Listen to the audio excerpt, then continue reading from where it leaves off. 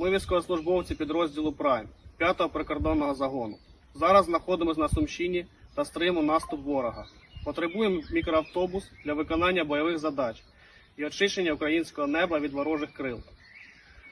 Звертаємось до команди Carrefour Ukraine та Бандера Мобіль з проханням допомогти з закупівлею, підготовкою доставкою авто, а також до Renegade Changus та Канті Людан і їх спільноти з проханням допомогти підтримати збір.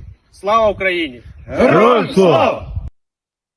All right, guys. Welcome, everybody. Long time no see. I know it's been a little while for me. I've been super busy in real life, but we're going to kick it off. We got a message directly to our community from the 5th Border Guard in the Sumy region, and we are going to help, and it's starting today, guys. So without further ado, we'll get into some more later. I'd like to introduce the panel. I'll bring them up right now. Let me close this and drag them on over. We got some special guests today. All right, let me switch over my camera too, guys. Deactivate and hello. There we are. All right. Without further ado, let's start. Claire, how you doing, Claire? I'm doing pretty well.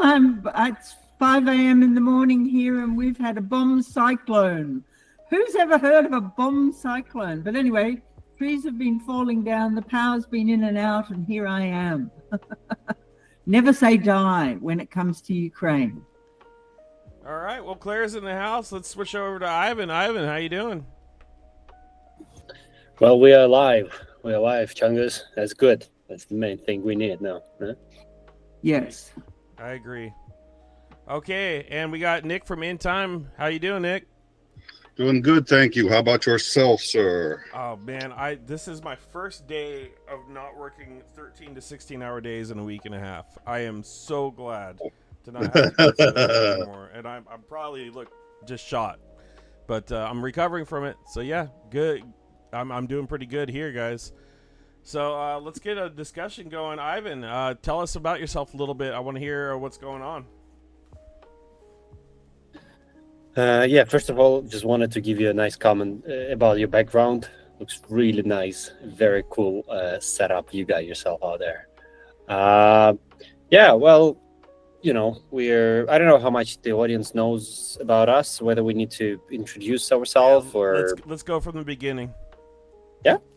Yeah, so I've been, before the start of the war, I was basically a good representation of this t-shirt, actually, what I decided to wear today, Twitch partner.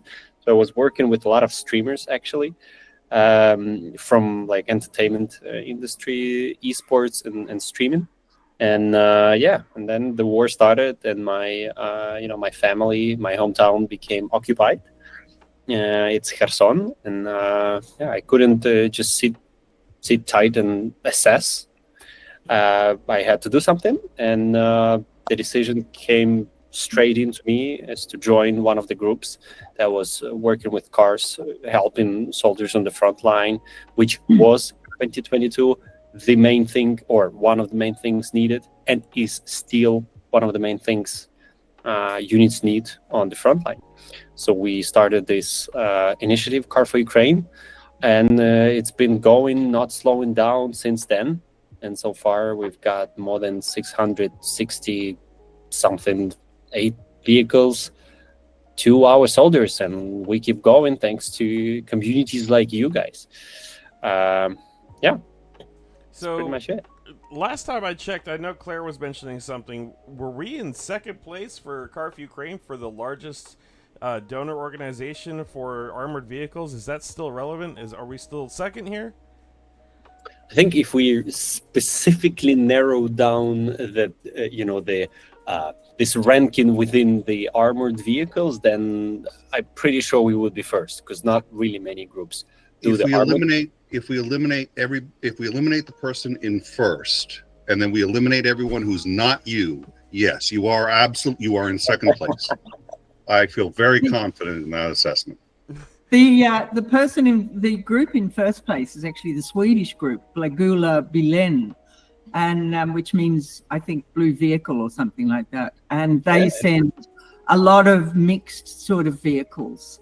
So if you count just vehicles that are sent to the soldiers, so they send, vehicles to community aid and things like that. So if you count war front aid, I think we're in front. But NAFO and Car for Ukraine are very close. So Claire, let's hear a little bit. How did you get yourself involved into this, and who are you? Who am I? I don't know who I am anymore. I'm just You just got hit by a bomb Ukraine. cyclone. What kind of question is that? Give her some time to recover. I've taken on such a Ukraine identity that I've lost my previous identity almost altogether. But how did I get involved? Well, I was just horrified when the whole thing started in 2022, and then looked for organizations that I could support.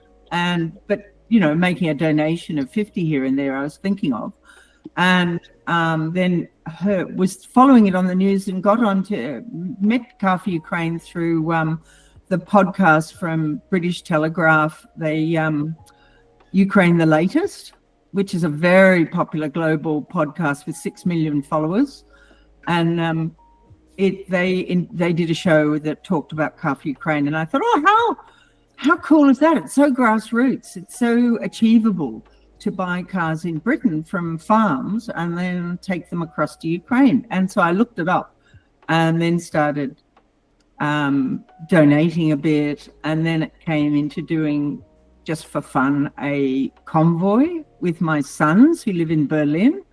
And so I've got 2 sons living separate lives in Berlin, and grown-ups, obviously.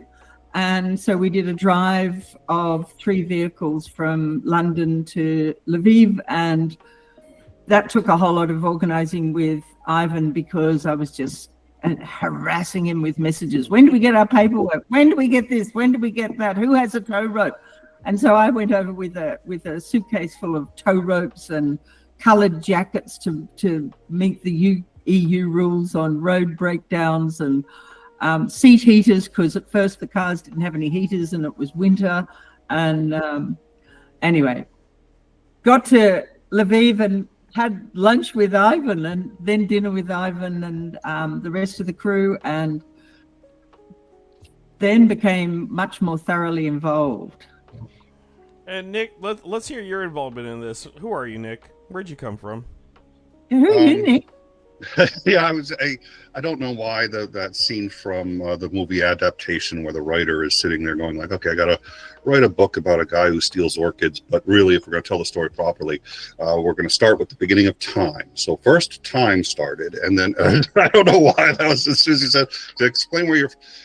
My name is Nick. I have BAs in philosophy and psychology. I run a news channel. I think most of the audience has heard of In Time, and we. Commander Macmillan is a co-host and a very important part of the show. At the time he was a guest. It was right before the invasion, and we'd have him on to talk about what was the probability of an invasion, why would an invasion happen. And the show itself does not do fundraisers. We're a news organization, so we don't. We've had on some guests who have had, we'll share links of a guest, so we'll be like, okay, if someone comes on, but we don't do fundraisers, and there are a number of reasons for that. We're a news organization, but individually, all of us still care very much about very specific topics, and Ukraine was one that I came to care about quite significantly. So I'm very pleased to be able to help when I can. The other thing I think about is, oh God, Chungus. I went to Starbucks yesterday, and I tried to get a double mocha white latte, and the line was 6 minutes long. Can you believe that? Can you?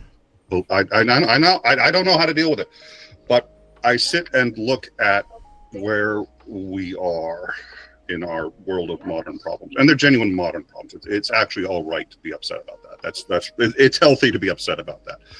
But the reality is, for most of us, especially in the West, we have the longest life expectancy of any time in human history. We have more to do. We have places like Starbucks that we can go to and have a good time and complain about the barista. We have so much that we can do, and it's a blessing. It's a blessing. Nobody should sit there and say we don't have the right to complain when things go bad. That's how things get better. But there are people who are suffering immensely in Gaza, people suffering immensely in Ukraine, and the Ukraine war is between the two one that has the possibility to blossom into something much, much bigger. I think with the blessings of modern civilization comes an obligation to try to help. So it's a genuine privilege to be able to come on to shows like this and to assist in any way, even if it's just letting people hear me drone on and on for a little while as I say reasonably silly things in hopes that people will support Ukraine and support the organizations that are doing a spectacular job in doing that. You know, it's funny you mentioned the Starbucks thing. I had to wait 20 minutes yesterday for 5 gallons of coffee for an event that I was helping with through my work. And, yeah, I didn't get mad having to wait that long. I got mad today when I went to the post office and they had screwed up with my application, and I thought I wasn't going to get these wonderful gifted items that I'm going to be handing out at the next rally when I go to the Independence Day from KK. Nice. That's from KK and LJ Boone also. I got seriously upset when they said I couldn't get into my P.O. box for this stuff. And that's the only time I really get upset anymore is when someone brings up Ukraine and I don't like what they're saying. Ivan, let's hear. I want to hear a little bit about your very first armored vehicle, and at what point during the fundraising and the organization did you realize this thing was just going to take off? Yeah, I guess it was destined to exist. Once the war began, there were a bunch of requests from the front line. We were asking people, what do you guys need? And they needed various stuff, and one of the things they all had in common was vehicles. But at some point, it was pretty certainly that they're not going to be just vehicles. They're going to be armored vehicles because they need at least some sort of protection. And that's when it started. And we started experimenting. We started armoring vehicles from different places, different sides. At one point, we were armoring all the way around that. But then the vehicle wouldn't just do the first thing it was meant to do, drive. It just couldn't drive very well. So then we started, removing unnecessary stuff. And I don't know if you heard this story about a plane I think it was in Second World War, when a plane flew and then returned, and then the engineers would assess where are the bullet holes in the plane that did return. And then the decision was that let's armor the places where the bullet holes were.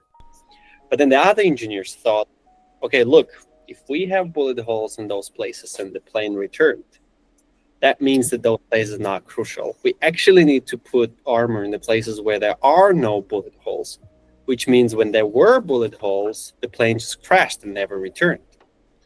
So it's a similar process we went through at Car for Ukraine. Try to identify what are the crucial places to armor the vehicles.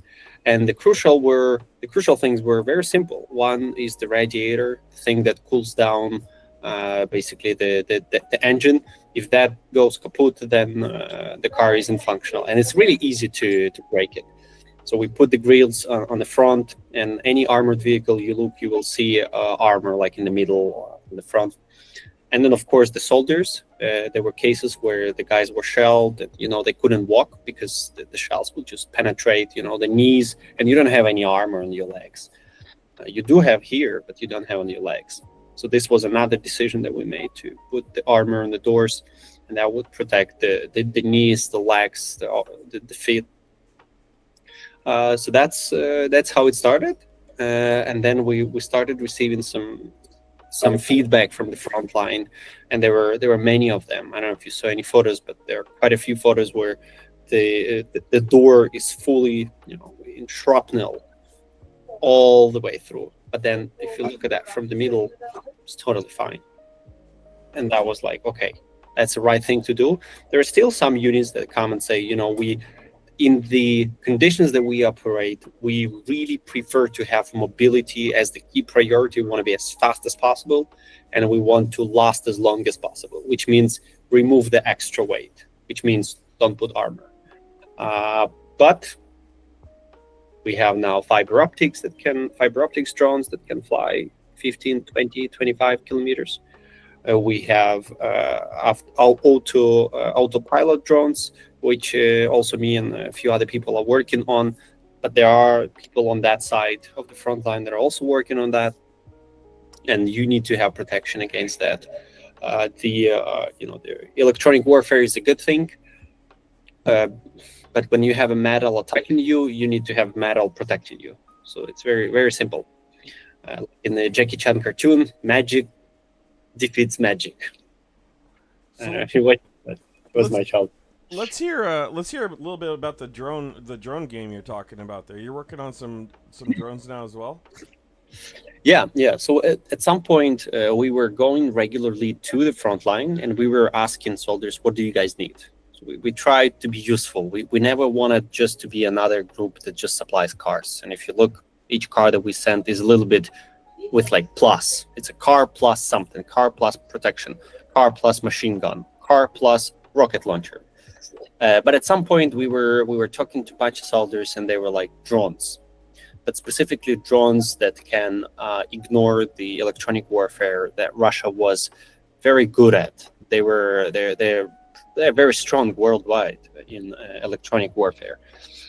So in 2023, we had an initial meeting between some of the commanders of different units who were pioneering with drones, as well as with some IT guys, pretty strong developers. And we've made a decision that we wanna start a project that will also focus on technology, that will work on drones plus, like we did cars plus, but now we're gonna do drones plus.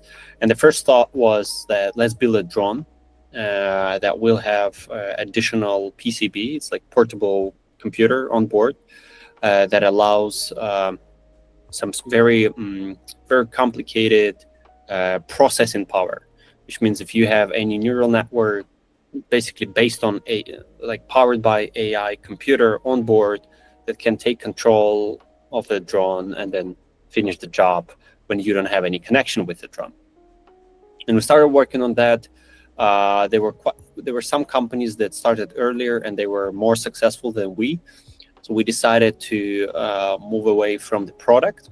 And so we stopped focusing on making the product that we end up with, but rather do various R&Ds in different directions, and then partner with different drone developers to whom we could help accelerate and achieve some sort of autonomy. If you know the company Helsing or Shield AI or Quantum Systems, these are some of the companies that are now becoming the next generation of Lockheed Martin or Rheinmetall. It's a different warfare that they are playing now in. So these are the companies we're trying to look at, trying to think of what the future of the warfare is going to be, and how we can, having very limited resources, how can we contribute to that? And Car for Ukraine network has been really helpful. Through that network, we found the first investor who was like, yeah, cool, guys, do it, work with that. But there's no limits. So if there's anyone who wants to be a part of that in any way, if you're building a drone or you're a developer or whatever, send us a message. It's also an interesting and perspective. It's a project with a good perspective. Yeah, AI is kind of like the frontier of development right now, and God, I'm so behind with it. I see these things coming out. They're just so scary with AI over here, with legislation and whatnot. Nick, have you researched AI in drones at all? Have you gone into this, what level it is, or where it's going to go? Not a whole heck of a lot. I am familiar with some of the video from Ivan's project, and the AI is trying to identify what a person is versus the background. I think it has the potential to revolutionize. I mean, everybody's looking for the next big thing, and when airplanes were first invented, nobody really thought too much of them. But when the war World War I broke out, all of a sudden there was this huge evolution in airplanes because the war actually drove the innovation, and I think we're seeing that with the drones. We're going to see that with AI in this war. The fiber optics are right now one of the biggest problems because they can't be jammed. But if you do this with AI, then it makes it even easier than the fiber optics, which still have to be manned and still the cables can be cut. So I think this is the area to watch. And I think what I like about what I've been saying is it really, instead of and Ukraine, what I find most interesting when I'm just looking at this war from an analytical point of view is Ukraine has been unbelievably good at not thinking exclusively about what they need today, but what they're going to need tomorrow, what they're going to need next month, next year. The Operation Spiderweb, the first thing I would think if I was Putin getting up is, okay, the standard model of thinking would be that operation was successful, let's go do another one. No, they already started their next one 6 months prior. I mean, there's multiple operations, so Ukraine is always thinking ahead, and I think that this is a perfect example of that. And I think that is going to, however this ends, that is going to be nothing but a net positive for Ukraine's position as a solution, whatever it is, ultimately comes to the forefront. Yeah, that AI strike with the AI drones inside of the trucks was like super next level futuristic Tom Clancy world attack. It really was. It was like no one could even think of that coming. That was one of the most amazing things I've ever seen in warfare that I can think of. I can't ever remember. Maybe back to the Trojan horse. I don't know, but that was just super advanced in all ways. I noticed that the 5th border guard that we're fundraising for is using the Dart drone. Is there any input on that?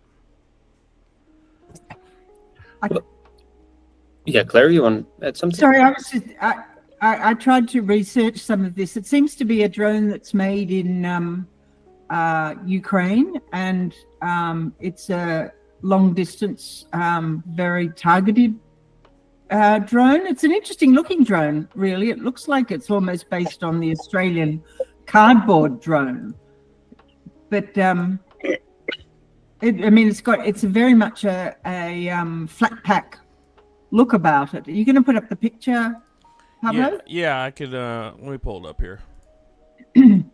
See if I can. I've got a little news report here on it as well. And this is straight. I'll pull it up. I'm going to pull it up on my stream, so let's see if I can share. Share screen. Oh my God. They're pretty cool. They've got big wings, so they can carry a lot of explosive. There we go. Share. So I'm going to... Where did it go? Oh, there's an article about them. Oh. Yeah, there's a whole article on it. I'll pull it up full read. Operators from Ukraine's 5th Border Guard Detachment reveal how they're using domestically built UAVs. So Ukrainian operators from the Prime unit reveal, this is the unit we're fundraising for too, guys. Reveal how... I didn't know there's public stuff about them. Yeah, it came out. Okay, this was in May. Yeah. Yeah, they're like May, weren't they, these articles? So they're very recent. Yeah, this came out in May. So they're using these drones for counter defense. They're targeting. It looks like some Shaheds. Yeah, the Shaheds. And also the reconnaissance drones, the Supercom or LAN. So those that are doing the reconnaissance, they are just collecting intelligence. They carry 4 kilograms of explosive. Yeah. Yeah, if the Shaheds are pretty huge things. So if you wanna, well, it's one of the things. I'm not. Yeah, when I talked to the guy who came out with the request, he didn't want to share too much of stuff. He did share the concept, and I didn't ask too much. I just the whole thing I wanted to understand is A, it's legit, B, it's really efficient and needed, and they are in Sumy. So it's also a hot spot right now. So maybe we shouldn't share too much about this other than they're using them. Well, that's on public. I mean, that's public. Let's see the thing, so video. I Can you guess. play the video? Yeah, I got a little video here. It looks from the 5th as well. I'll play it. Let's see if we can pull up on their website.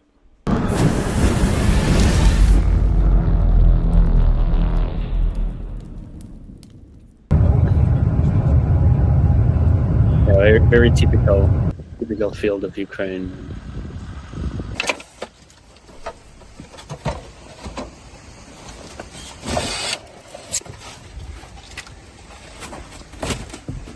There's his backpack. Великий плюс цього літачка те, що він зроблений дуже просто.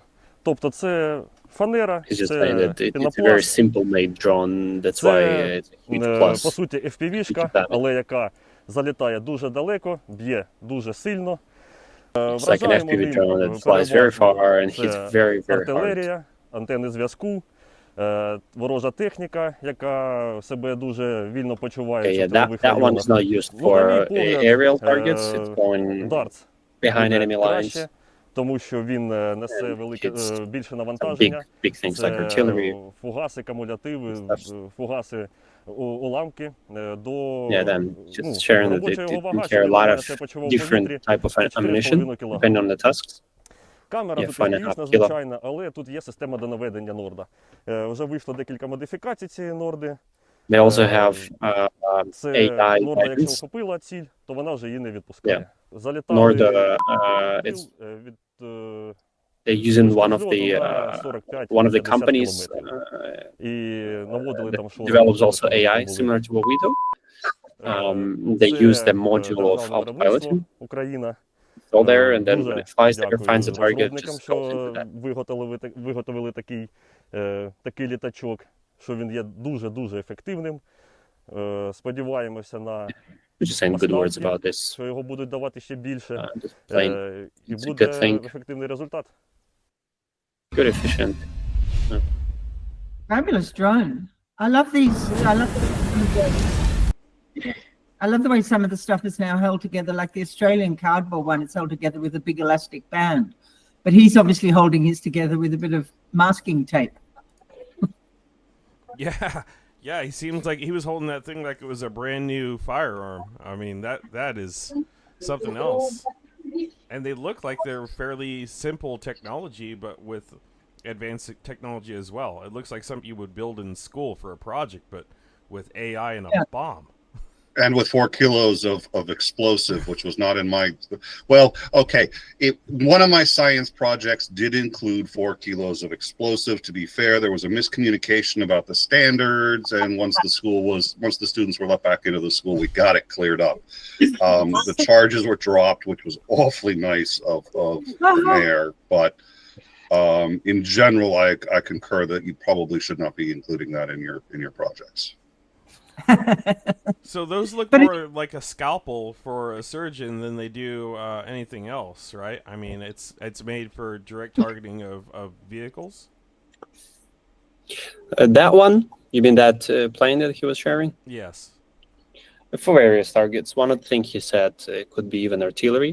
So if it's like artillery is actually a very big target, so maybe it doesn't sound that cool, but it's a devastating weapon even now. Like their artillery that has 155 millimeter shells. They also target at with those planes.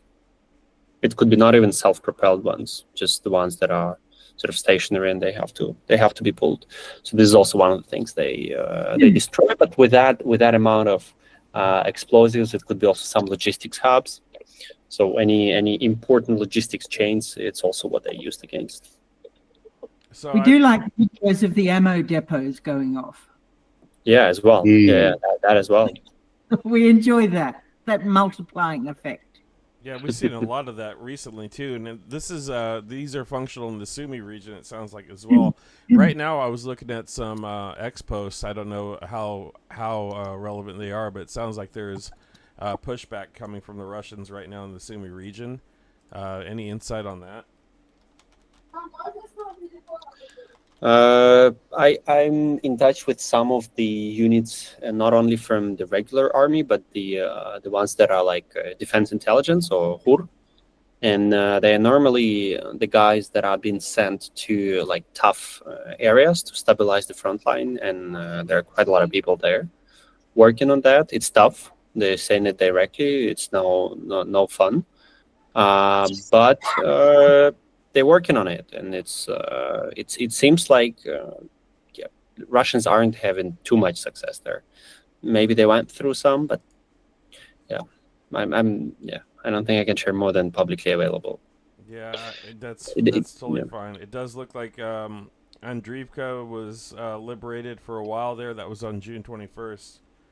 I'm not sure how that's looking. It does look like there's a lot of foreign volunteers there. Some are passing away as well. It looks like a British man was killed there a few days ago. Ben Budgie Burgess, 33 years old, of Portsmouth, died in the Sumy region on the 20th as well, giving his life to help. Yeah, not a whole lot of public information there. I know the combat is fierce. Even the Russians are posting pictures now of tanks that looks like Canadian tanks they're taking, or Canadian vehicles as well. So fierce fighting from the region. Can you tell us a little more about the unit we're helping, Ivan? Yeah, well, you've shared a pretty good video about them, and the project, however, that we are now committing to help them with is the ones that's against Shahed drones. There are quite a lot of developers, companies, governmental companies, private companies that are trying to fight Shaheds because they are simple made. Russia has put them on the rails. They're making a lot of them, and they are multiplying the production capacity every single month. So they're becoming a really big problem. 2 days ago, I was just listening. I'm in Lviv. This is 1,000 kilometers away from the front line. I was listening how they were flying over here and how they were shot over here.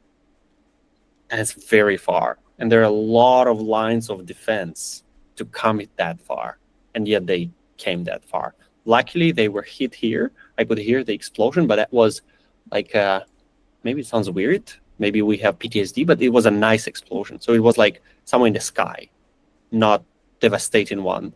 The way you hear, I don't know if you guys know that, but when it hits the ground, then you hear a lot of like aftermath of that. So you hear the explosion, and then you hear some other things happening, debris falling apart, things flying over your head.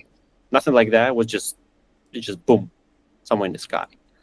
But the long story short, there are quite a lot of those things flying over Ukraine, and a lot of companies, a lot of government-backed programs are now trying to solve that issue of Shaheds flying over our heads, because it's a threat for everyone.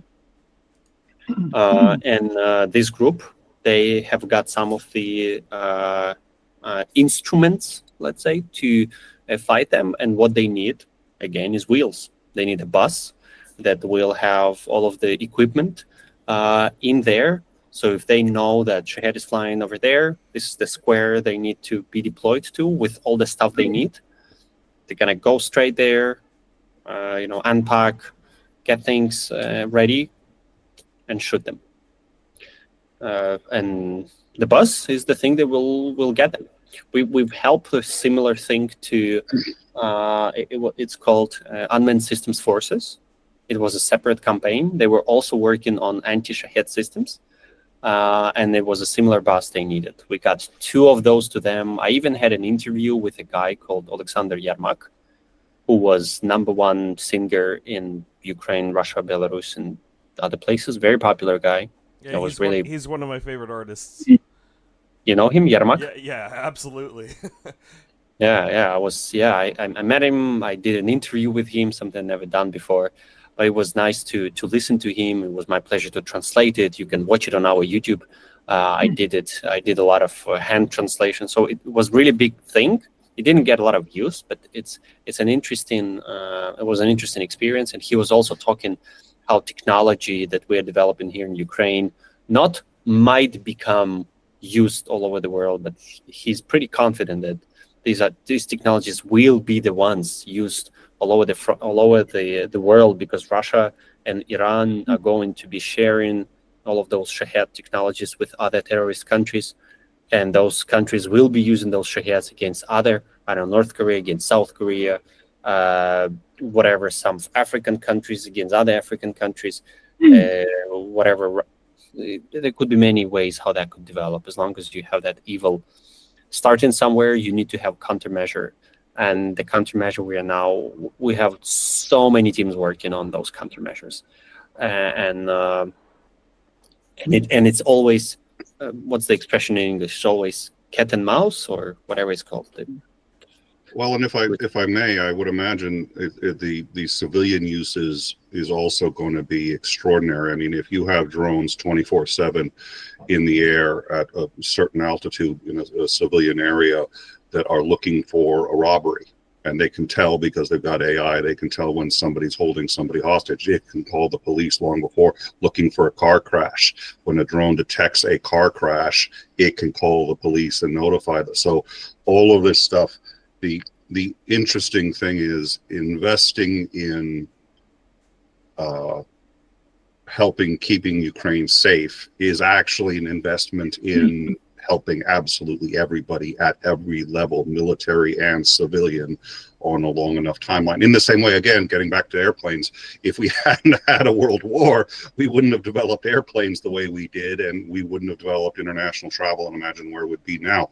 But this drone technology is going to grow so quickly that we'll have, medical drones in the air that, when someone makes a scream for pain, can come down, land, and have just the most basic, medical kit as it's calling EMTs to come to that location. This can revolutionize both the war right now and the future. I think I've told I called up Merrill Lynch yesterday and said, listen, just triple my stock in Skynet, and I'm preparing our future computer overlords, dear overlords. I'm very pleased to have your siliconness in my presence, and anything I can do to help, because. Okay, bad joke. I'm sorry. You're way too smart for the rest of us. We're sitting here like dummies thinking you're talking real. I knew. I was talking for real for the first half. I don't. When I get too serious, I just have to throw in a joke. No, I knew you were doing it. It just was outside my capabilities right now. It's a low dopamine day for me, unfortunately. Well, and you're down to only 5 pounds of coffee. Wow. I don't know how you can deal with only 5 pounds. That's a long story. Per day. Yeah, that's a long story. Yeah. Oh my God. So it seems that as on top of shooting down these drones, one of the most important things is to get the factories where they're made. And of course, those factories will go underground if they keep getting hit. But we've seen in Iran that they do them under a mountain. But it seems Ukraine's had quite a lot of success recently blowing up Shahed factories. So yeah, the factories themselves are now in Russia. I haven't heard of any strikes actually occurring at Shahed drone factories in Iran. Is anybody else? No. I was meaning, that you can hide things under a mountain. So you can go underground with your factory. But yes, hitting them in Russia is what I'm talking about. So it's fair to say these Shahed drones are here to stay. They're not going to go away. I didn't realize they could make it all the way to Lviv. That's outrageous to me that they can go that far. And actually, I have a buddy who's been on drone defense in between Lviv and eastern Ukraine who shot one down and sent me a film of it. I can't find the film right now. But they seem to be a really nuisance. How do these dart drones compare to the Shaheds? Is it the difference between a sledgehammer and a scalpel? The dart drones only go 50 kilometers, not 1,000 kilometers. So they're, I think. And how much explosive do Shaheds carry? Do you know, Ivan, when they come over? Yeah, they're pretty big. They're huge things. But I don't know. they've now got the Shaheeds that they have retrofitted with a actual jet engine. I believe it's a small engine, but and they don't have many of them, but they've been using those. I don't know what there's only been a few collected, but they're seeing more and more of these now where they replace the propeller with some kind of jet engine, and they're much faster and have further distance. I don't know much about the mechanics of it. I do know Iran is no longer supplying Shaheeds to Russia, but Russia doesn't need them to. So Russia's already deconstructed, stolen the plans, and building their own. The other thing I heard is that they're flying higher so that they're harder to hit, but also when they see their target, they come down at enormous speed because they just free fall pretty much into the target. Awful, awful, awful thing. God. So we're all hanging in the economic collapse of Russia, it seems. It seems the only thing that's otherwise it's forever, isn't it? Well, I think that's been the strategy from the beginning. I am heartened by news I'm seeing about their economic status. I am disheartened by the fact that they have been 3 to 6 months from collapse for the last 4 years. So that does dishearten me, because I'm like, does anybody really know? I'm also extremely disheartened by the current administration, and this is something that we've said on our show repeatedly, which is to ignore, if you care about Ukraine, you have to care about U.S. politics, and it's unfair. It's unfair for Australians. It's unfair for everybody in the rest of the world. But if you care about Ukraine, you have to care about American politics.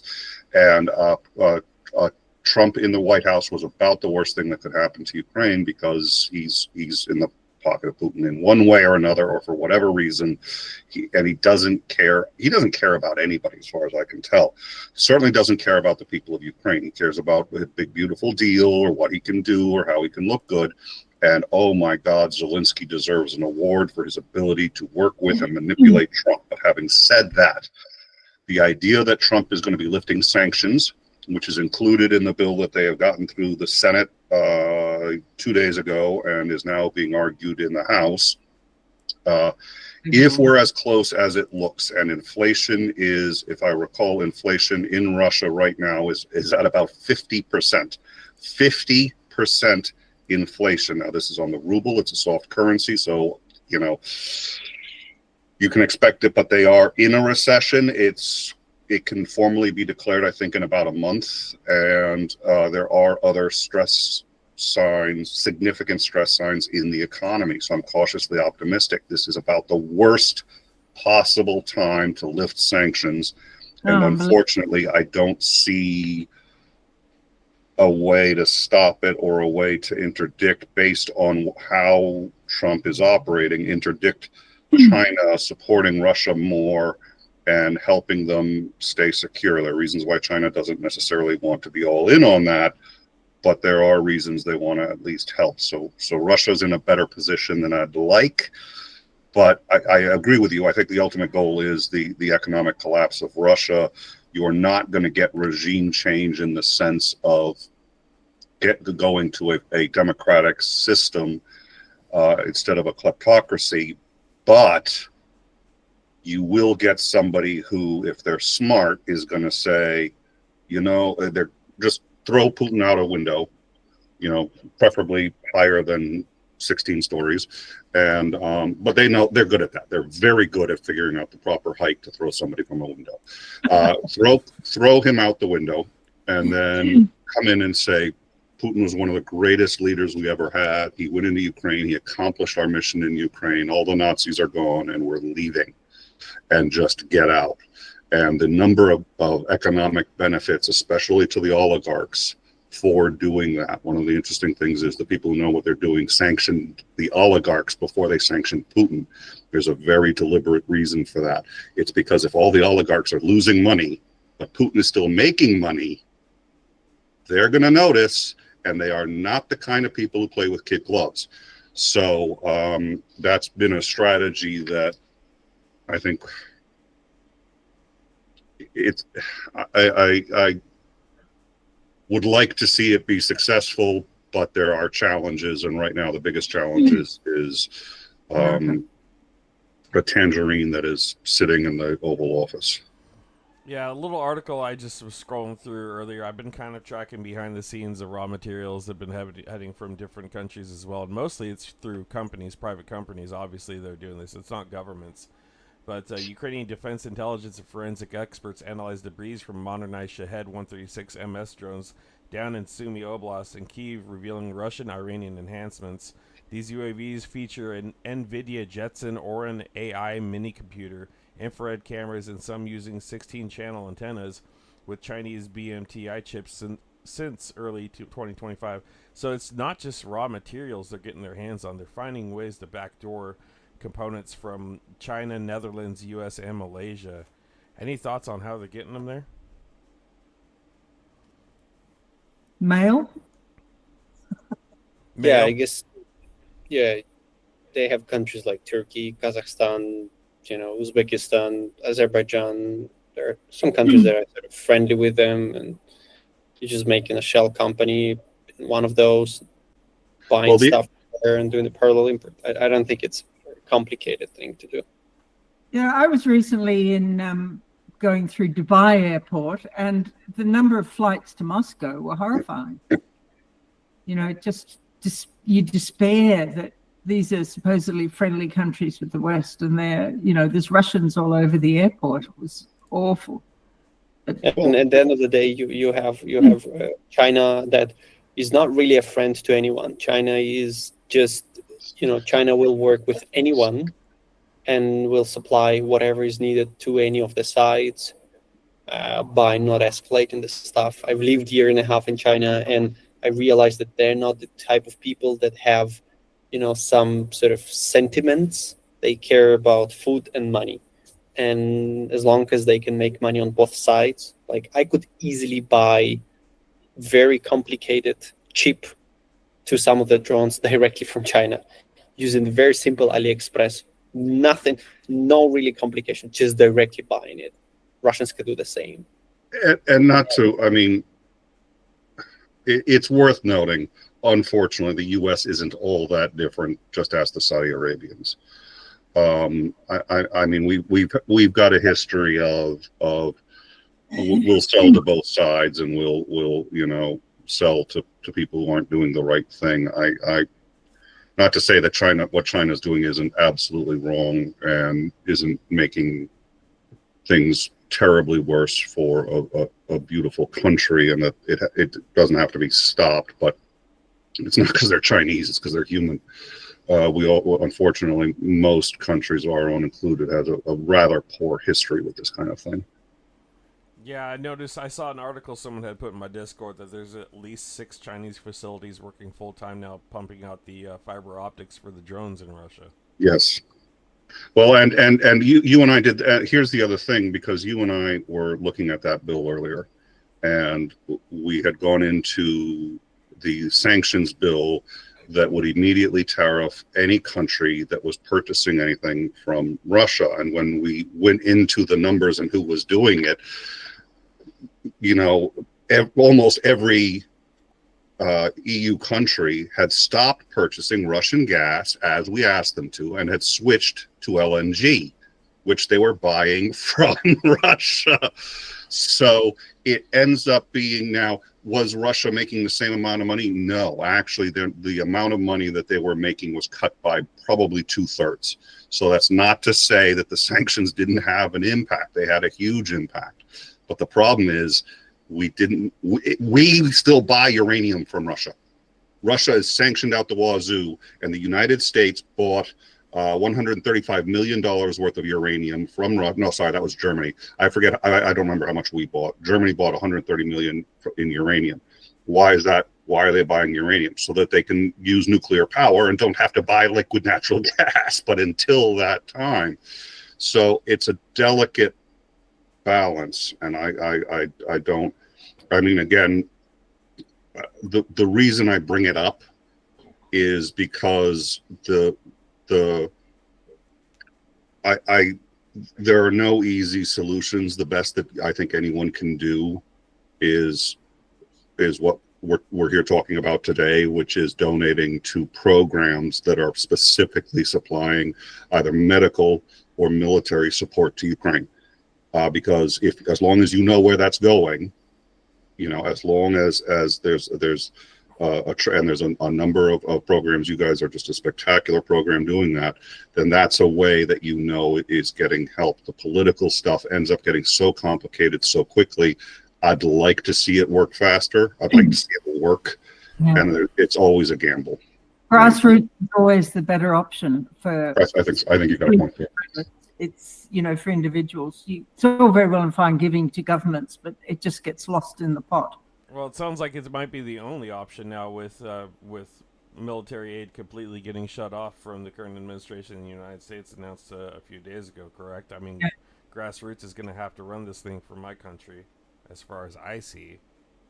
Well, with Trump, you have no idea where the money is or is not going to anyway. I mean, right now, you have to realize in the United States, there is a huge amount of money that has been apportioned by Congress to go to Ukraine, to go to other countries, and right now that money is being held by the executive. It's not going anywhere. It may be going, so nobody knows where it's going. There's no accounting, there's no receipts, there's no nothing. So there's always been a concern with any charity of does the money go where you want it to go? There's that same concern with governments. That concern is higher now with the U.S. than it's ever been. So it's what you have to stay away from you're not going to see support going the way you want it if it's going through the U.S. federal government at this moment. Yeah, 100%. Right. Claire's got one of the patches there. Ivan sent me an advance notice of this little guy, and he's a beauty. What is that? That is the patch that is going with this campaign. So on top of being campaign manager, I've turned into patch designer extraordinaire. The most army patches are about army colors and, something military. We somehow have gone with, but just by default really, have gone with bright colors and be optimistic looking. But this is our Summer Sunshine patch, and it's based on the Podolia unit, Podolia people who fought during the Middle Ages to free Ukraine from they were successful from the Mongol hordes. And so this is like the original Cossack people had this as their battle flag. And we turned it, so in the battle flag, the sunshine image is in a square, and we turned it into this circular patch. So good for the Podolia people, they were successful. Good for Kharkiv, Ukraine, it's successful. Good for Chungus and Kanti-Ludan, they're going to be successful at getting one truck and get this patch if you are a patch collector. But this is how, this is what grassroots does. It's like you go with what's local, and local is the history of Ukraine and its current Ukraine, and Ukraine's got to win it. But yeah, you're right, Pablo. We've got, it's probably the only thing we can do with modern politics, except I'm lucky I live in Australia and we're supporting Europe with the fight in Ukraine. I think Australia's decided to ignore America's position and just stick with it. And there was an announcement from New Zealand. They gave 160 million. New Zealand is a tiny country. Most of their people come to Australia because there's no jobs in New Zealand. So they're not making a lot of money. So it's good that there's global support as well. So on the other thing, this campaign that we're doing is just going gangbusters. We're up to the 17th truck out of 20 and we're only halfway through. Well, not to say that we'll get the same number in the other half, but your truck for the 5th detachment is part of this bigger picture, which is just going extraordinarily well, because we've busted into a group of history channels, Nick. So these are people who don't do Ukraine news, they do history. So they might do the history of airplanes or the history of ships, or they might do a video on the ship in North Korea that was launched and then quickly fell over and sank. And so they do a kind of witty approach on history. And their communities are really enthusiastic donors, because I think there's a whole lot of people out there who actually would like to give to Ukraine. They don't know how to give, where it would be safe to do so without it being lost in corruption or go into some huge bigger pot. And so the fact that their channel host that they follow is saying, I'm part of this group campaign, is giving them somewhere to give their donation to. So it's quite exciting to have busted into this totally different demographic group and have their support. But I think that's what it's about, is there's a whole lot of people out there who want to help. They just don't know how to do it. And so, if you're not following it closely like we are, and you don't know about all the fundraisers that are going on, you're kind of lost as to what you can do. Anyway, they've been very generous and successful, these histories. So we've got history of everything. We've got Anunnaki history. Lower down, we've got a new one starting called Lord Heart Emu Thrasher. Squad. Yeah. Emus, that's a friend of the channel, or the friend of all these channels. Okay, I got to get there. I'm sorry. I am hooked. I got to figure out who these guys are. I like that one. It's just looking at this. So Lord Heart Thrasher is going to do a video this month, and then we're just signing up a new one. His name escapes me. What's the new one called? Ivan, not the big one, the one that just came in with the airplanes. Falcon's Fighter Tales is about airplanes, so we haven't got him on the leaderboard yet, but he's going to do a video in July as well. So, and he's a history of fighter planes. So it's quite an unusual group to get into. It's not about, they're not Ukraine focused, but they're really interested in it and want to support it. This is how we make this. I'd wider. regret it if I didn't ask more. Yeah.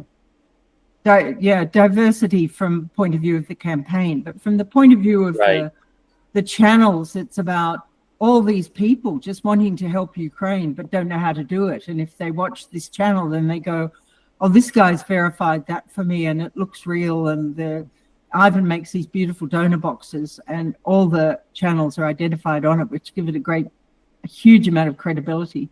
And you come up with the different colors for the same patch, which makes a new patch. Well, you came up with the blue patch in Ukraine colors. I think that's a beauty too. Yeah.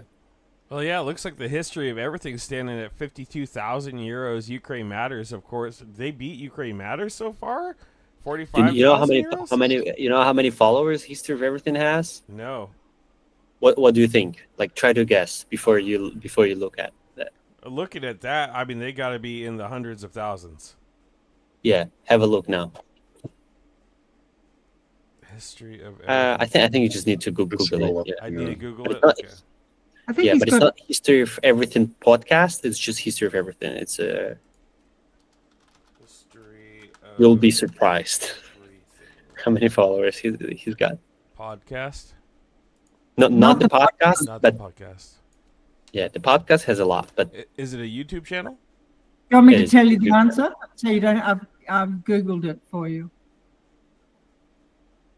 596,000 plus No. No. I'll put you a screenshot. I'll pop you That's a podcast, I guess you found. That's just a pop. Wow. There is Wow. a YouTube channel as well. 98,000 subscribers on YouTube. There you go. Wow. That's him. That's the one. Wow. Tiny. Less than 100K followers. That blows my mind. Yeah. That blows my mind. They are putting in some serious work. Yeah. So they were very generous donors. They all gave. Nearly every donor gave over $100. It was extraordinary to see it happen. Yeah. The host Wow. of the channel wanted to raise money for one truck, which is 11K euro, within 4 weeks. He raised for one truck within 19 hours. Did he anticipate that type of No. support at all? Not at all. Just completely shocked. Seems like not. He he was actually, saying, look, I'm really sorry. We've done fundraisers before, and I really only expect to raise half a truck, but I'm going to try for one. And then when it happened, he kept sending me messages. Oh, I'm actually in a little bit of shock here. Oh, I'm actually really embarrassed. And, because all these history channels are good friends, and they've got a friend, which is a very big channel, who was in our Pasanki group with you, the Easter campaign. And that video channel has 600,000 followers, and he raised 4 trucks. And so when History of Everything went above him, he was kind of like, oh no, this is really embarrassing. With my small channel, I've outblown my friend. So That's amazing. Laserpig is kind of like a linchpin with all these groups. They all know each other. And A History of Everything and Laserpig did a convoy, took a vehicle to Ukraine in 2024, I think. And there's photographs online of them traveling together to Ukraine. They went to Chernobyl. Well, just here on stream, it looks like we shot up a little bit too, because we were at like 100-something euros. Blonde Bombshell are coming in with a $500 donation right now. David Hudson's 12. Thank you so much. Yeah, Emu Squad donating. Yeah, Emu Squad threw in as well, and also on my gaming channel, I grabbed $123 last night with my friend who, to tell you the truth, is not a super Ukraine supporter, but did it because I'm so passionate about it. And not that he doesn't care about what is going on there. He's just very suspicious of everything in general, and that's part of the nature of what we've been fed here in the United States, and it's hard for people to get over that. But he threw in as well just because he saw how passionate we are about this and trusts my decision making with this group, which I'm full throated with. You guys are the best group I've ever been a part of.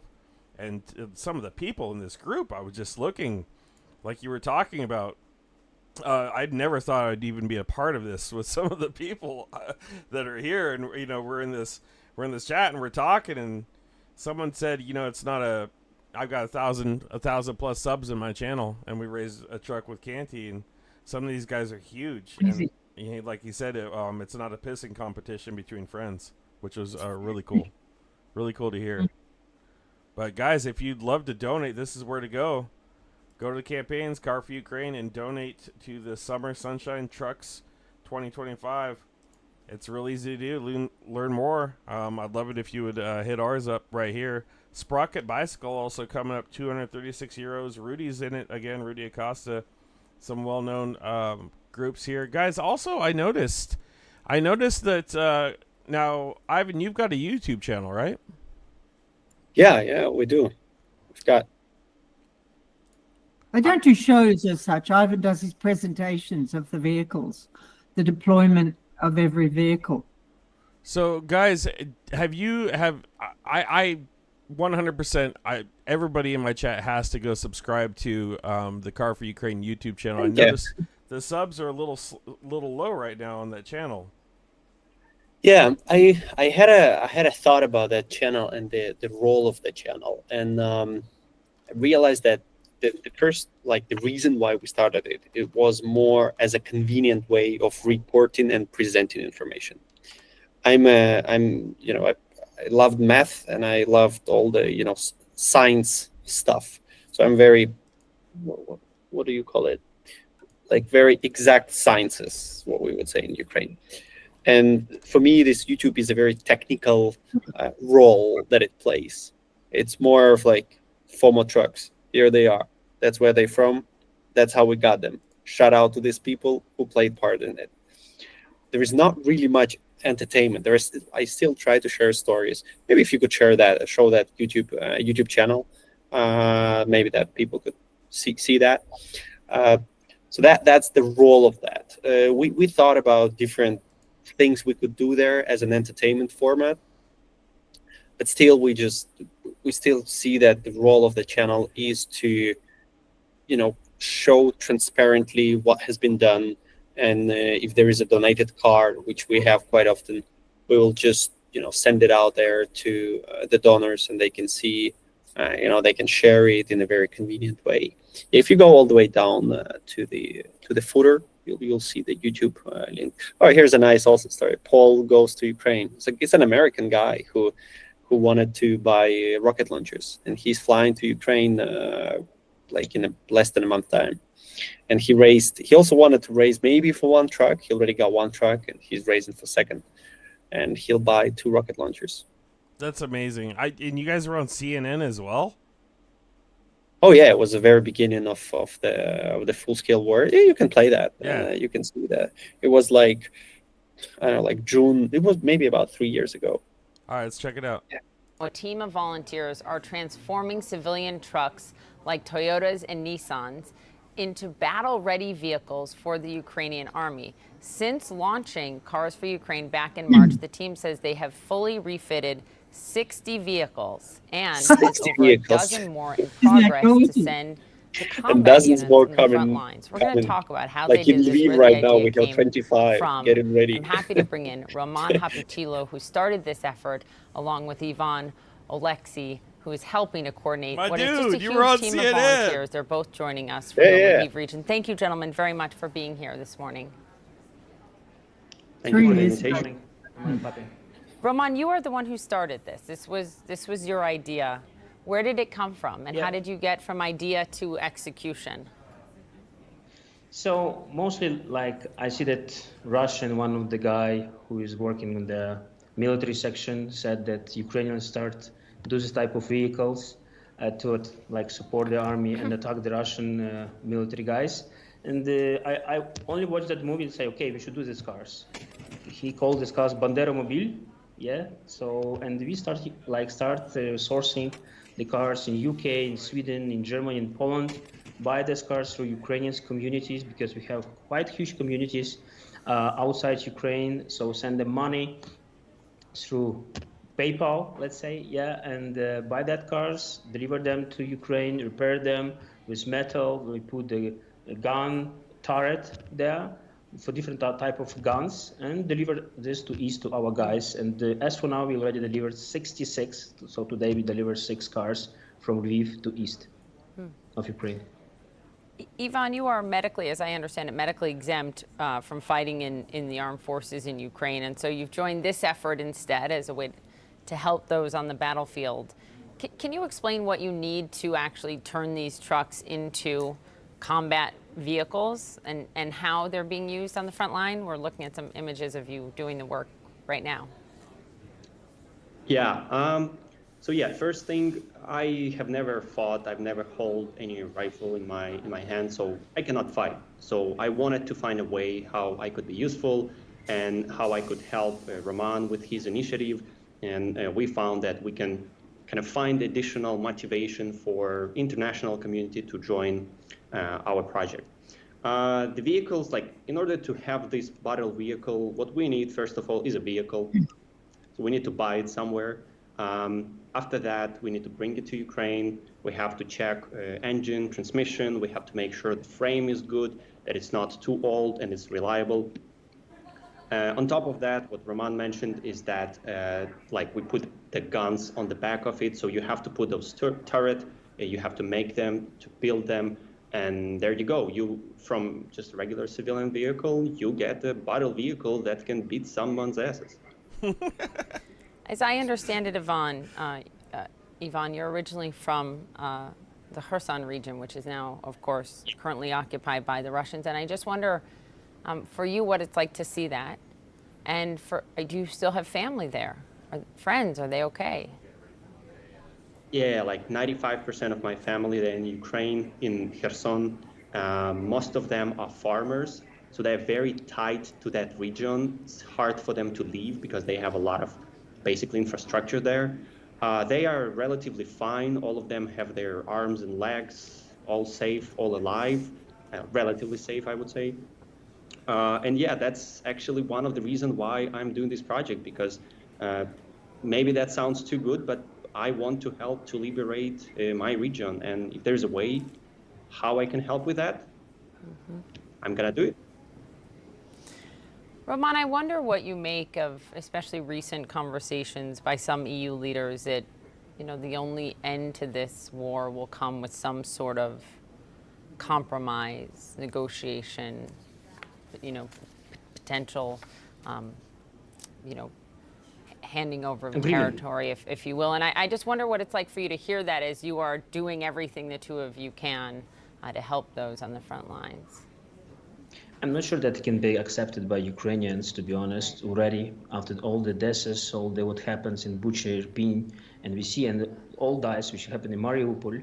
I'm sure that it will not be accepted by the Ukrainians at all. So at the same time, we see a lot of my friends, they are soldiers right now, they were civilians before, and deliver to the cars for them as well. And they listen to what we want, to be honest. We want the victory, we want to fight back our territory. We want to make sure that it will never happen again, because any agreement with Russia, it means I have two boys, I have two sons, they're twins, yeah, and if I will not stop this right now, in 10 years, these guys should go to the army and fight back the Russia. I'm sure for this, if we sign this type of agreements, and I will do what I can that my sons will never pick up the guns in their arms. So we should finish this. It's really for your children, clearly, as well. Thank you very much, Roman and Ivan, for what you're doing and for being with us today. Thank you for the invitation. Thank you. Glory to Ukraine. So I gotta know, how nervous were you going into that interview compared to how now? I mean, that must have been something major talking to a CNN reporter. Yeah, and the city where I was talking to them was Borislav. It's like I don't think Borislav knows about CNN and CNN knows about Borislav. It's like two worlds that never intersected. It's like a small town in the region. Yeah, it was quite an experience, but it really did boost everything we do, and it was a good was a good starting point, and it was good timing. And yeah, I guess a lot of things. I think we were lucky with the project that it got picked up by different people, and a lot of people pushed it forward, like Claire is doing now, like sitting at 5 a.m. in Australia, talking to Americans and the Ukrainian about cars in Ukraine. Like she's like Trump said, beautiful ocean between us. Well, she's got beautiful ocean plus a continent between us. Yeah. And yet she's away. Australia's always been a good spot because we're an island. Yeah. Yeah, we got no neighbors. But, neither have we got much of a population, and most of our country is empty desert. And, there's a few people on the East Coast and fewer still on the West Coast. And so we're kind of like a sitting duck if anybody actually did decide to want to take Australia. There's no way we can effectively defend it if they sent enough. But, they got to come across water or air to do it. Well, it's the same reason the U.S. is so isolated and has isolationist tendencies, is because we're not really required or forced to contend with neighbors for the most part. Yeah, exactly. Well, you've got lovely Mexicans down south and even perhaps lovelier Canadians up north, but you don't seem to love these people very much at the moment. Well, and it's not like anywhere in the EU. I mean, anywhere in the EU, there's a reason Europeans really have to know 2 or 3 languages if they want to be able to get around in the world. Americans don't. Americans only need to know their native tongue, and the U.S. is a huge country. Also, when you look at media, there's a reason that the BBC had to be formed and that they had to create very tight restrictions around who can broadcast. It's because if they let anyone broadcast, then you have German insurrectionists broadcasting into France and yada, yada, yada, because they're so close, the signals can go that far. In the U.S., you don't have that problem except right at our border with only 2 neighbors, which is Canada and Mexico. So they can say, okay, we can make the airwaves public, and, it doesn't really matter because the country is so huge. So the geography has played a huge role in how we've developed and has made America isolationist, because you have to cross an ocean unless you want to invade, unless you're Canada or Mexico, neither of whom wish to invade. Very few countries have that benefit in anywhere else in the world. Yeah, exactly. I think actually by area, Australia's a similar size geographically to USA. It's just that we've got, a tenth of the population, because so much of the centre is not.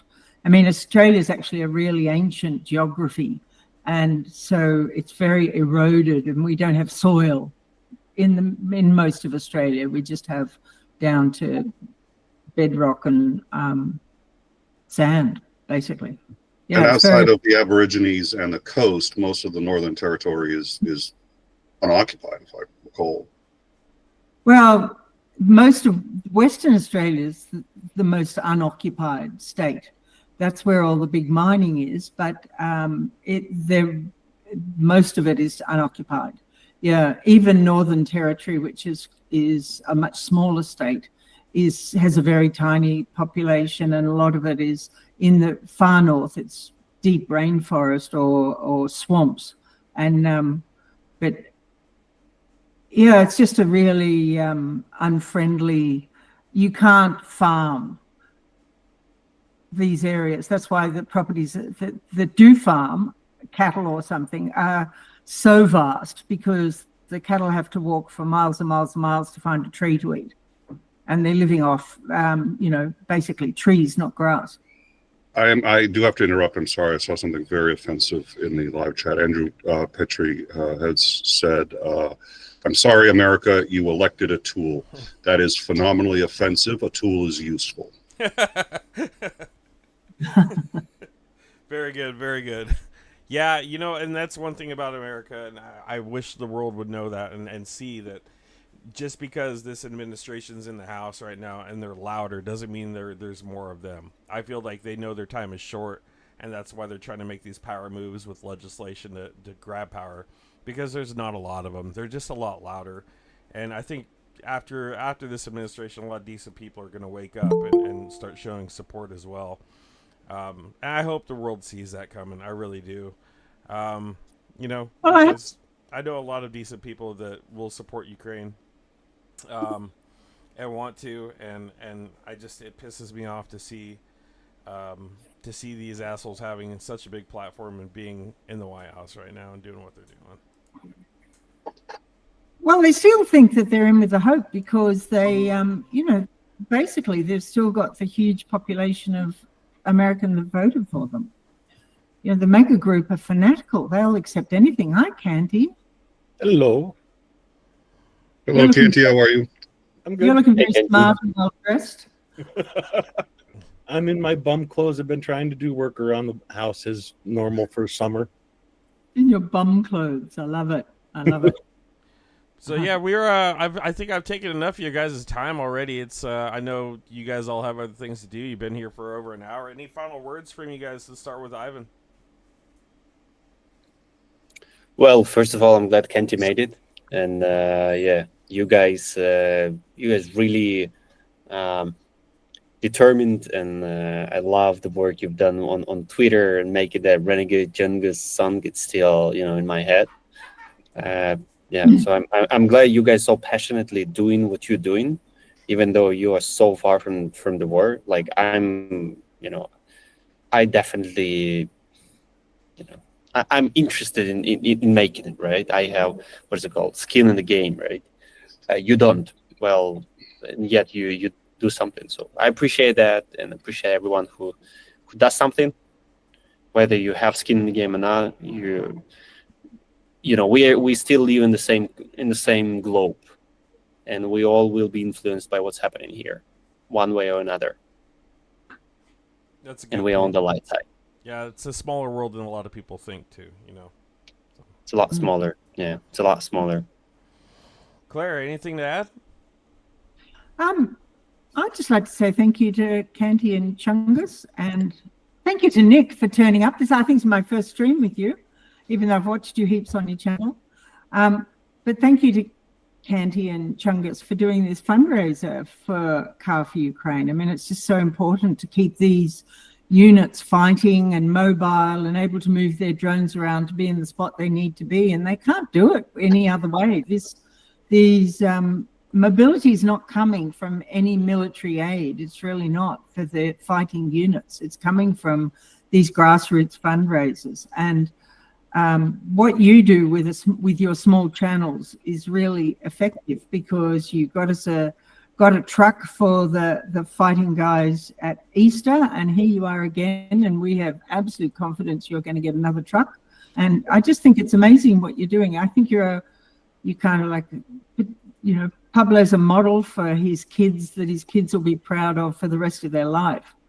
And, you know, I often think about that. You know, I'm fairly ancient when it comes to it. And I often think I want my kids, at the end of the day, you want your kids to be proud of what you've done in your life, and not just get up and say, Claire or Canty or Pablo or Nick or Ivan, you know, they were good at parties and everybody loved them, or something, you know, inane like that. You want them to really be able to say something really fabulous about you and to feel it in their hearts.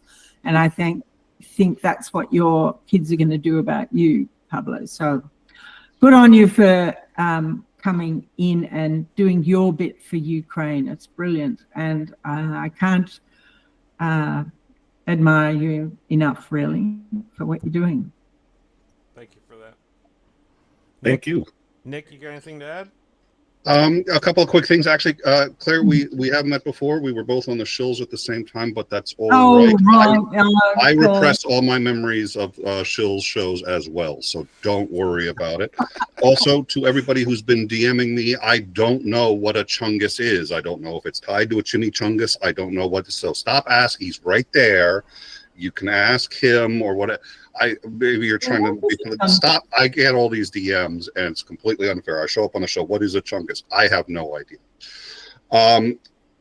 You know, I think what Claire said is absolutely on point. And I think, you know, whatever religion you are or whatever your moral beliefs, I think it's hard to imagine that you're going to be judged by anything other than what you do that has some kind of lasting effect. And most of us actually really do enjoy helping people to some degree. It's work, so most of us don't enjoy doing work, so we find a balance in between. The first thing I want to say is take care of yourself, and you know, make sure that you're doing what you need to get to work and do all these things, because I've seen people who donate so much and feel so much for Ukraine that they kind of burn themselves out, and you're no good if you burn yourself out. So make sure you're taking care of yourself and taking care of your family. Once you've got that settled, you know, Ukraine is first of all, the Ukrainian people are absolutely amazing, and I can say this as someone who's really didn't know very much about them and has learned about their history and has watched, you know, when Operation Spiderweb went off, I was like, yeah, Putin, what'd you think? You know, if you were fighting Americans, it would be a different war. You're fighting Ukrainians. You're gonna have to be watching all 360 degrees and up and down. So it's a lot of innocent people, and it's a lot of children, and they need help, and they have far less than we do. So you know, it's not anyone's obligation to overextend themselves, but I think past that, if you can help, that's something that you can leave to future generations of your family and of other families. And there are some reasonably simple ways of doing it once you've found an organization like Car for Ukraine that you like and that you want to work with, and working with them long term, not just, you know, in my view, and they can correct me if they're wrong, but in my view, better to give $20 every single month than to just give $500 and then walk away and say done.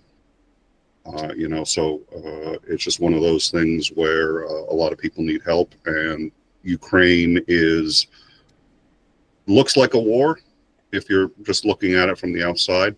It's a genocide. It's an attempt to reconstitute a very old, since 1992, power that really wants to take over as much of Europe as possible. So I think we're on the front lines of something much bigger, and I think people should consider that. They're not going to stop here.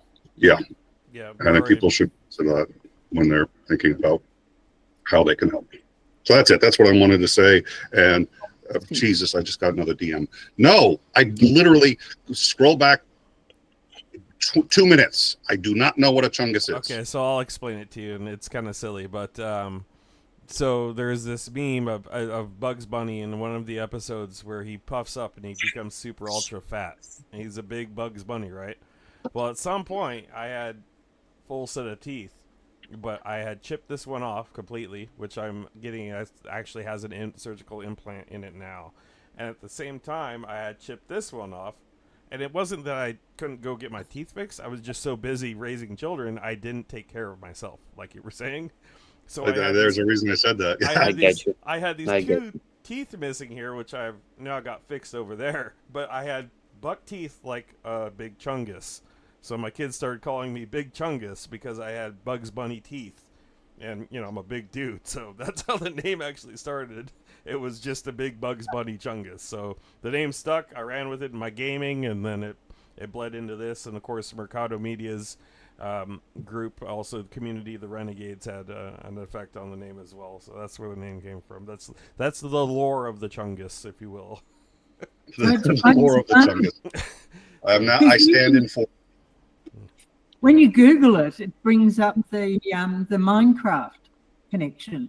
Oh, there's all sorts of memes and stuff on the internet. It's craziness. It's absolutely madness. Yeah, that's the lore behind that. So thank you guys for being here. Me and Canty. Did Yvonne get a chance to? I wasn't sure if Yvonne.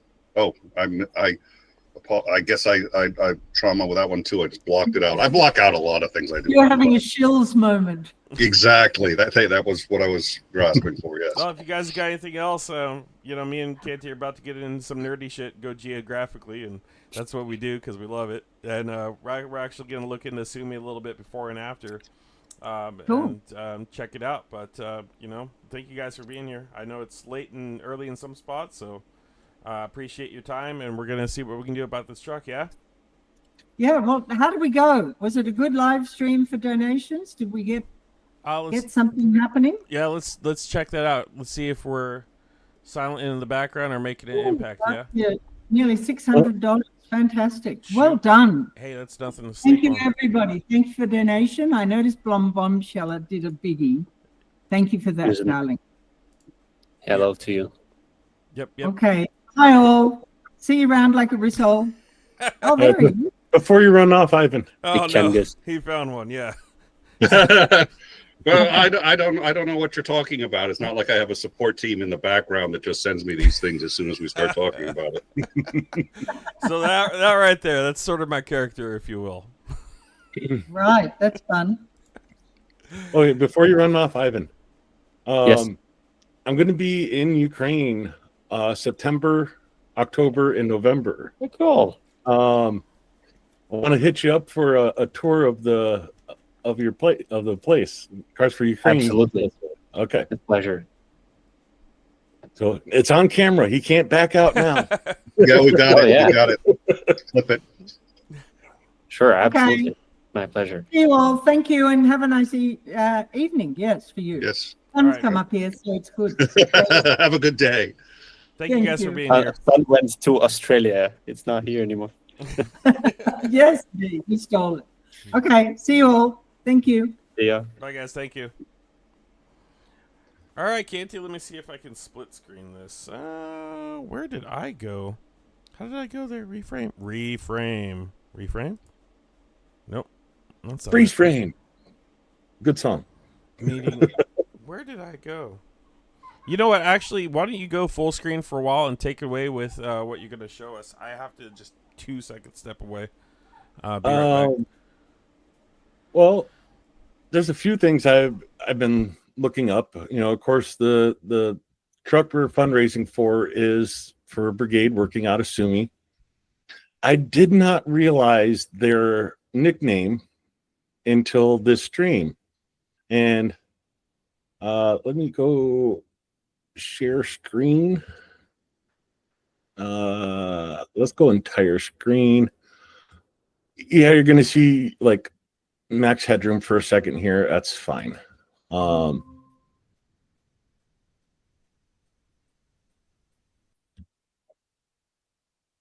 Show my screen anyway, whatever. So put in Prime in the search of my Telegram channel. We actually have a video from last night that was from the guys we're fundraising for. Unmanned systems of the State Border Guard Service, Prime destroys enemy targets in curse direction. So yeah, get to play this one again for you. This is the guys we're fundraising for at work. I'm gonna mute that because I don't want to affect Chungus's channel. So, just showing their drone operations, and these are the guys we're going to be helping, and part of these videos from the time that truck gets delivered to them. I just think that's very cool having that circular effect.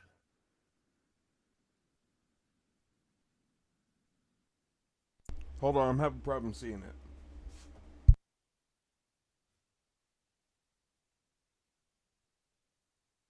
Let me. Yeah, I see the chat. You got the YouTube shared. Oh, I thought I hit entire screen. I need some pizza real quick. I'm starving. Okay, hold on a second. Right. I'm not really familiar with Google Meet, so it's kind of a learning experience for me. All right, I got my fat face up. Let's try this. This slice though. Pull it up. Let me get this on. There we go. And try it this way. Share window. This one. Okay. Now that looks like it's the right one.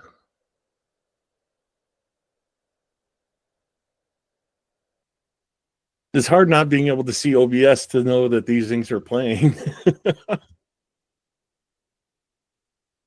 There it is. Okay.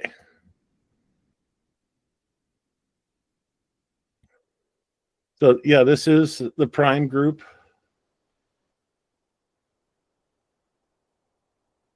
Doing their work in the Sumy area, taking out the enemy vehicles, dugouts, supply trucks. We're supplying trucks, and you see a couple of the vehicles that Russians are being provided with, hatchbacks and such. Command points, drone control points, dugouts. So that I love that. That's I've been showing their videos for quite some time, and get to give back to one of the units that I've shown on my stream quite a bit. So that's hilarious. You've been showing their stuff, and you haven't even didn't know we'd be fundraising for them. Yeah. And yeah, going back through, there's at least since the beginning of the year, at least once a week, I've shown a video from the Prime unit. So this is major. These guys, these are no small timers. They're putting in some serious work. Yeah, they're definitely doing work out there. So it's not an unknown group. It's just I didn't correlate the nickname because all the videos are just with the nickname. They don't say the 5th State Border Guard. And the video just said the 5th State Border Guard. So I thought that was pretty cool. BB, thank you earlier for the 10 gifteds. I didn't even see that until now. I apologize. Thank you so much. And you know, it's a pretty hot situation that they're in. You know, I have the ZCU daily report up here, and you know, they're calling it the North Slobodansk region now instead of the Kursk direction. So that's right above Sumy. Yeah, right above Sumy. And it, when you compare it and even it out with like the other numbers, because like there's 171 total clashes yesterday. The Sumy area, where'd it go? Had 19 clashes yesterday. So at least 10% of all the assaults in Ukraine are happening in that little area.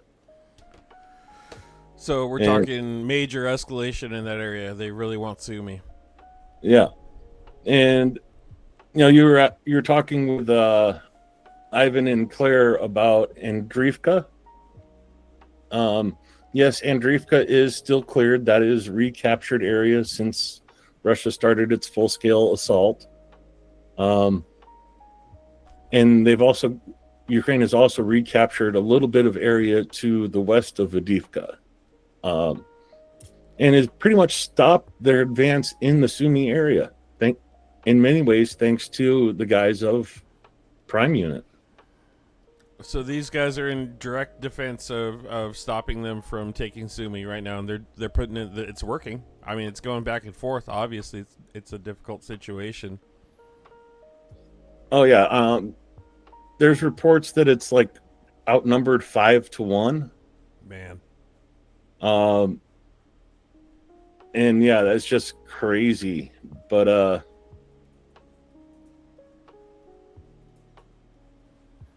yeah, I'm looking at some of the they're footage. doing what they do. Anyways, what I was trying to get to was in the North Slobodansk region. Again, 19 clashes with the Russians took place in one day, nearly one attack an hour. 14 airstrikes yesterday. 31 guided bombs dropped in the Sumy area yesterday. Damn. 323 artillery shelling, and 2 of those from MLRSs. So they're getting hit pretty heavy in that little area. You know, when you compare it to the rest of the front line, this area is small. So the quicker we get this truck to him, the better. I mean, oh yeah, definitely. I don't know if you've seen. I've got a video I want to share here. I'll share. We can sort of react to it. My buddy Maxime, I asked him, "Hey, do you got any videos pre-war of not pre-war but pre Russian invasion or attempted invasion before the war came to Sumy?" And he hooked me up to this. It looks like a blogger, Orel E. Pushka. I'll bring it over here. Let's see if I can share this. Всем привет! Let me cut the music. I'll share it on screen here in a second. Let me get it set up. But this is what Sumy looked like before war came to it. Let me share here. And we'll go like this.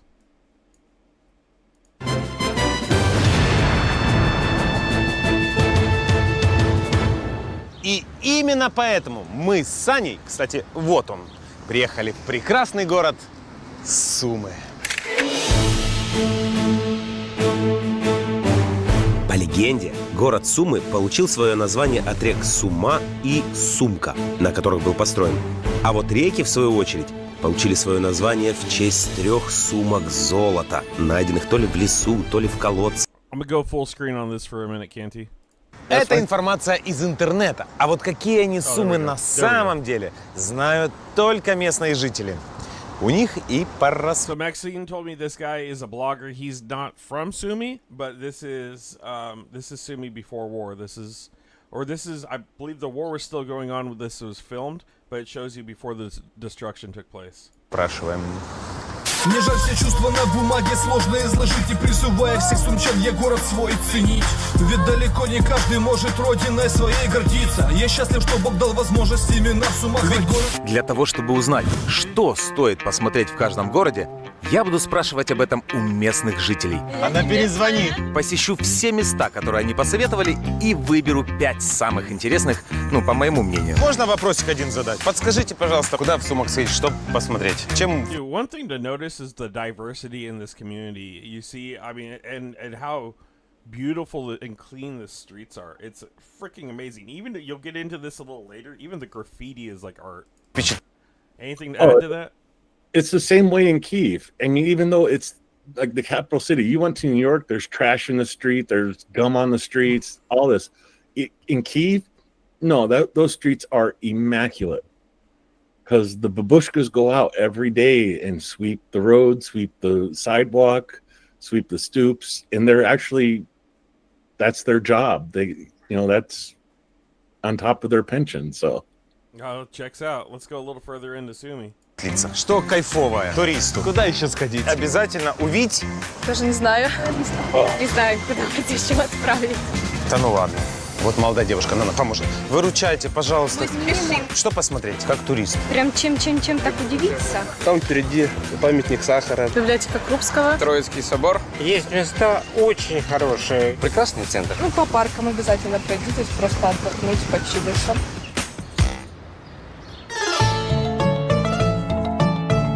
So we'll get a little farther in. Check out Клево some of the- посидеть, check посмотреть out some of these buildings. They're freaking amazing. за проходящими мимо людьми.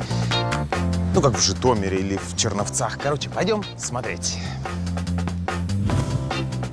Сотней сумчане называют Соборную, центральную улицу города. Look at these. Look at the churches. Look at the work on these buildings. I mean, this is. Oh, you're muted. I think you're muted.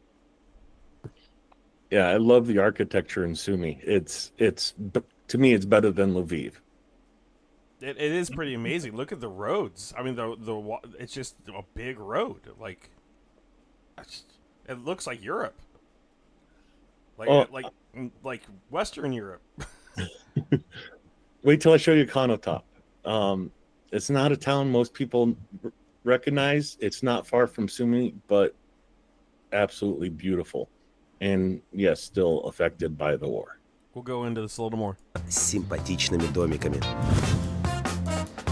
Интересно, почему сотка? Сотня. Ой, извини. Потому что если бы была сотка, то можно было бы понять. Хотя нет, тут как раз наливает-то мало. I'm not a rocket scientist, but I think he's looking for a drink. Загадка, не город.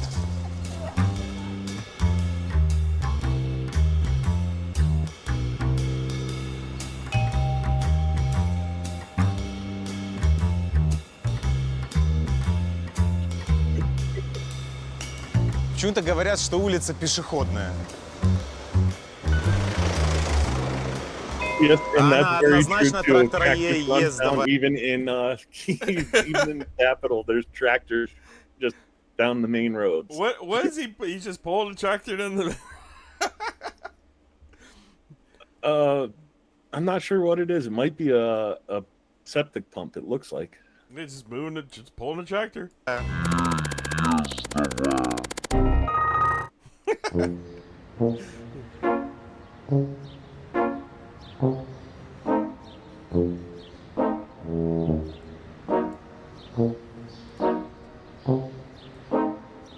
Слушайте, ну как-то скомканные у меня ощущения. Вот я прошелся по улице. Ребят, тут негде сесть, выпить кофеечку, посмотреть на красивых людей. И непонятно почему. Улица красивая, собор есть, люди бегают, развлекаются, ходят красиво. Right there. What was that? Scroll back a little bit to that church in the background, like 5 seconds maybe. Where am I? Wrong screen. Yeah, there. The little church tower in the background that he's walking up from. Right here. yeah, that's just, I wanted to make sure that was taken note of, because we'll show you that in a minute. Okay. When All right. Скомканные у меня ощущения. Вот я прошелся по улице. Ребят, тут негде сесть, выпить кофеечку, посмотреть на красивых людей. И непонятно почему. Улица красивая, собор есть, люди бегают. There's another church around the corner right there? Yeah. Churches on every corner? Not every corner, but there's the two main ones right there. Gotcha. Бегают, развлекаются, ходят красивые, веселые. А как бы пешеходной улицы нет. Ну нет ее, ну давайте признаем, мы просто ни о чем.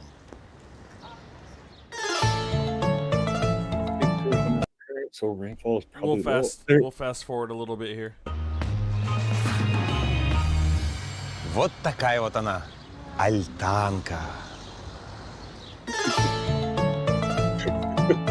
Вот такая вот. What was he saying there? Can you translate that? It's hard to say. It's just he's talking about the park. Okay, here's some of the cuisine there. I'm gonna call it cuisine for sure. Мой дорогой борщ Сум я нашел в ресторане «Шафран». И стоит он аж 60 гривен. Пробуем. 60 гривен. That's 60 hryvnia. Yeah, like $1.50. $1.50. $1.50. That's what that is. Less than, yeah. Ой, горячий хлеб. Сметану бросили уже сразу же в борщ. А если я не люблю сметану в борще? Придется теперь ее отдельно съесть. Просто сметану. Okay, I noticed the leaves in there. That's not dill. Is that sorrel? Hard to say. It looks like it might be sorrel, but I when it's chopped up like that, I can't tell. Ой, какая густая. Жирненькая сметанка со вкусом борща. А теперь уже пробовать сам борщ. So I've been doing it all wrong. That dude took the whole scoop of sour cream in the first bite. I usually mix it up. So that's completely new to me.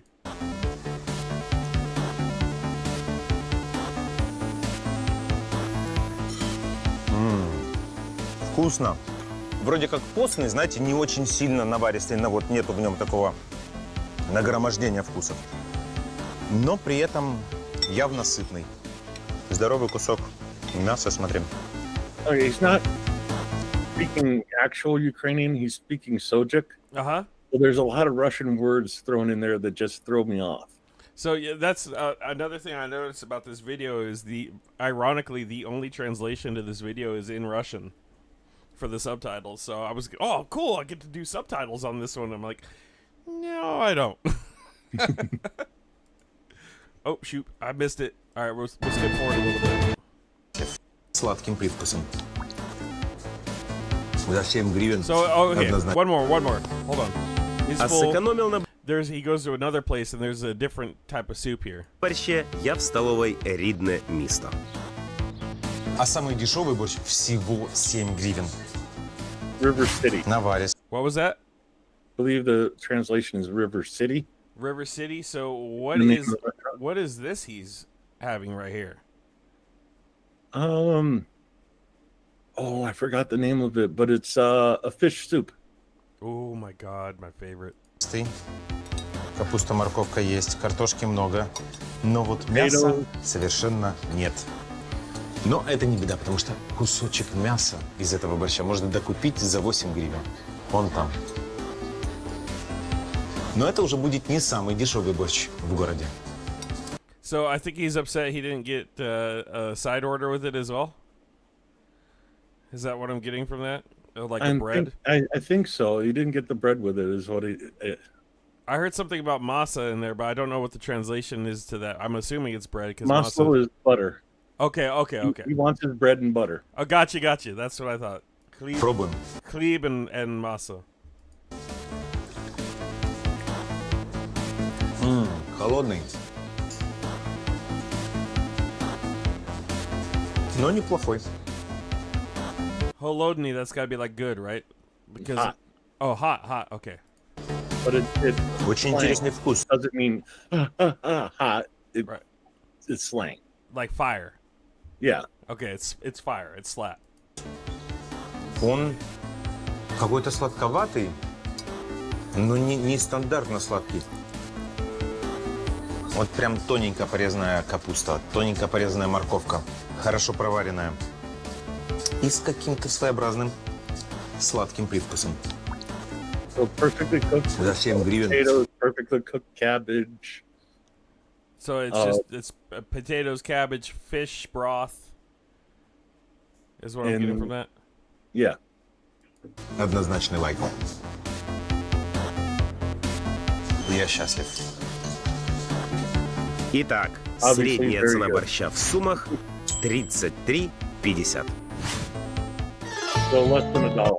So for less than $1, he's getting that beautiful meal there in Sumy. That was like 80 cents for that bowl of soup. Holy crap! Oh my god, dude. Которые пытаются что-то менять к лучшему. Знакомьтесь, это Дима. Что вот это за зміноделы, змінороб? So this is Sumy, guys. This is Sumy before the war. I'm showing you what exactly where the men that we are fundraising for, they're fighting to protect.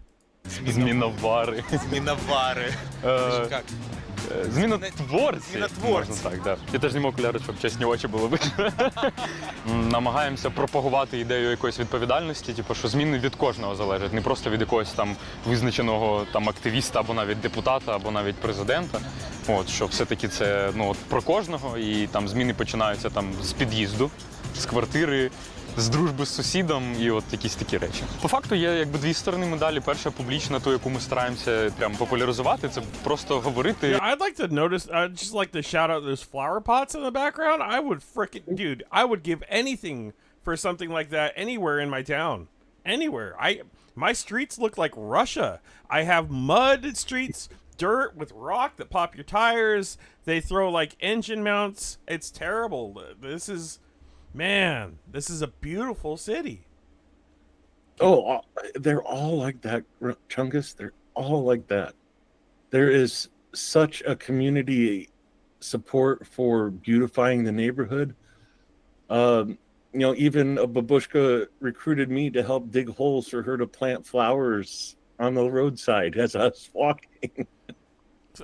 And I just think now, like, I don't want to get political on it, but God, my local management here is such trash compared to, like, you can tell when you go to cities, you can tell if there is or there is not corruption. Like, and to see this is a town that is pure of heart. Look at it.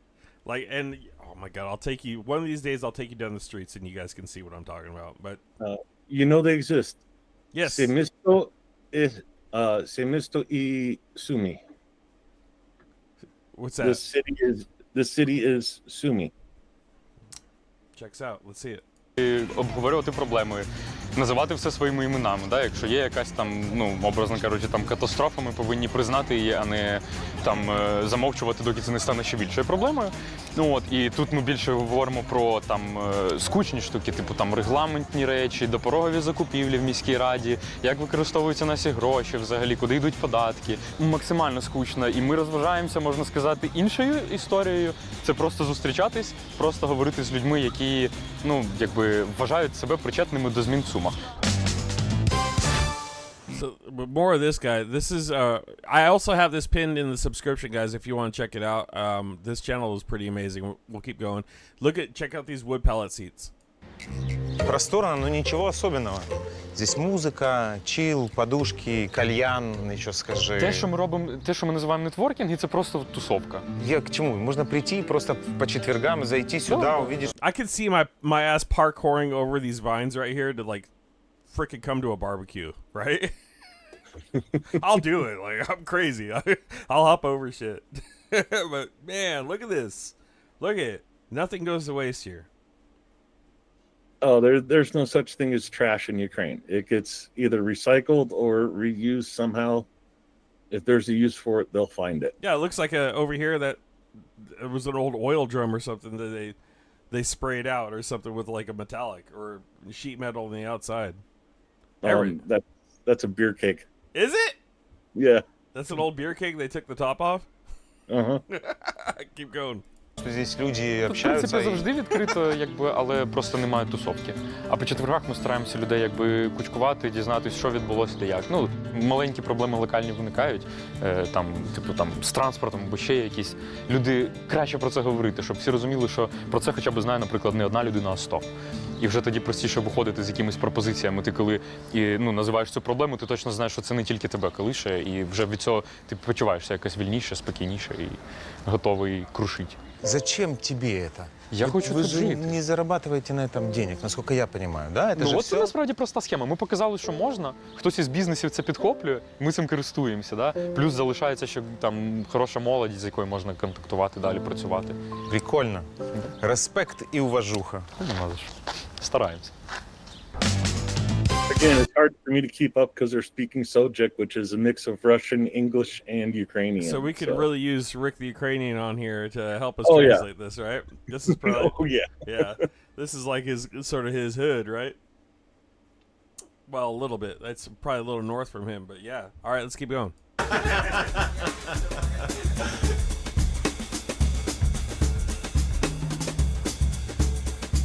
Вот одной фразой. Чем вы занимаетесь? Открываем людей друг другу, наверное, так. Знакомим их между собой. Более делаем их раскованными. Наверное, это типа главное, что мы умеем делать. Секта, яка регулярно збирає. Да. И мутит какие-то вещи. Понимаете, что типа, короче, первые шаги делать безумно сложно. И когда ты прешь один, это тяжело. Когда вас прет двое, чуть легче. Когда прет 50, это уже круто. Мы набираем тогда скорость, и тогда уже типа двигаться куда приятнее. И если мы немножко тухнем, то там они поджигают все. Наверное, это выглядит вот так. Браво. Вот теперь я понял, чем вы занимаетесь. Поджигательство, да. Да, наверное, правда. Ну все, тогда расслабься, выдыхай. Не, вы можете еще. Туши. So this looks like just one of the local hangout joints in Sumy. Yeah. We got some babushka actually. Oh, okay, here's a little bit of the architecture around there as well. Контактными фигурами. Вот. И поэтому так вот будете по городу ходить, очень много контактных фигур. Даже есть памятник чиновнику. В общем, меня отправили гулять по городу. Ну, я и пошел. И знаете, что я хочу вам сказать? Мало наружной рекламы. Вот смотрите, главная площадь. Не так, как у нас обычно, вот борт. А как-то, ну вот смотри, мы пришли к парку, ни одной рекламы. I was paying attention to look at all the buses that were going by. Yeah. All the public transportation. Busy. Well, that goes like even into the neighborhoods, the sleeping areas. That goes right down little tiny streets. It's just not the main streets like it is here in the States. It's everywhere. Right. So he's talking about how some of the major cities have advertisements everywhere and super industrialized, and out here it's not like that. Борт. А как-то, ну вот смотри, мы пришли к парку, ни одной рекламы. Вау! И это же круто. Круто!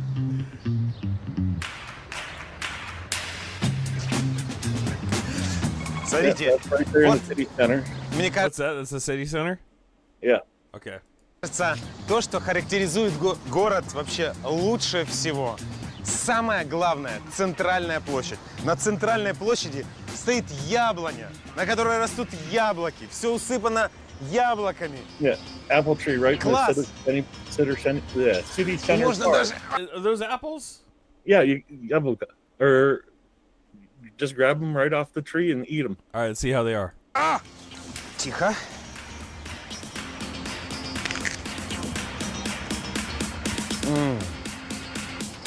Реально вкусно. Неплохо. Very tasty. Правда, еще зеленовато. Did he get one that wasn't quite ripe? Yeah. Недалеко от Альтанки стоит памятник сахарному магнату Харитоненко. Ну, красиво же. А без него, между прочим, кофеек мы бы пили без сахара. Не такой вкусненький, не такой сладенький. А напротив памятник сахару. Обратите внимание, какая большая, широкая, вообще глубокая Talk about a workout area right there. Just walk steps all day. мысль заложена. Oh yeah, По I'll маленьким. tell you my theory one time. What's that? Oh, I have this theory that Ukrainian invented the stairs, and that's why there's so many stairs in Ukraine to honor that invention. My arch enemy. Кубиком сахара. Человек поднимается все выше и выше своей сахарной зависимости. И вот он идет. Идет еще одна кока-колка. Еще... что там, где еще сахар есть? Кофеечек с 3 ложечками. И вот все больше, больше, больше. Пампушечка с сахарной пудрой. И опа! Ты на вершине сахарной горы. You should have sent the cameraman up there. What was that? You should have sent the cameraman up there to get a view from up on top of that statue. Yeah. We have a little side piece right here. А, я понял. Похоже, Oh, man. нельзя здесь все-таки лазить. Выхожу. I'm guessing И that про контактные... Babushka was yelling at him. What's that? A babushka was yelling at him, and you put that over top of her yelling at him. Yeah, get the fuck off of that. Скульптуры, не соврал парень. Смешной, бутылка затерта. Дайте мне. Oh, that's another thing. Maybe that was the frame. We're gonna go back to that frame real quick. Let's see if I can find it. Where? Yep, maybe. Did I go too far? Yeah, I think I did. Выхожу. И про контактные скульптуры не соврал парень. Смешной, бутылка затерта. Okay, I noticed English writing back here. Espresso bar in English right here. Yeah. So we're talking. Go ahead. It's a trendy thing to put your name in for your business in English in Ukraine. Sometimes the translation doesn't come through exactly right. I was laughing so hard when I was walking through the mall and saw a store named The Womanizer. It was a woman's clothing store. Yeah, okay, So okay, I can see the breakdown there. All right, let's keep going. Дайте мне.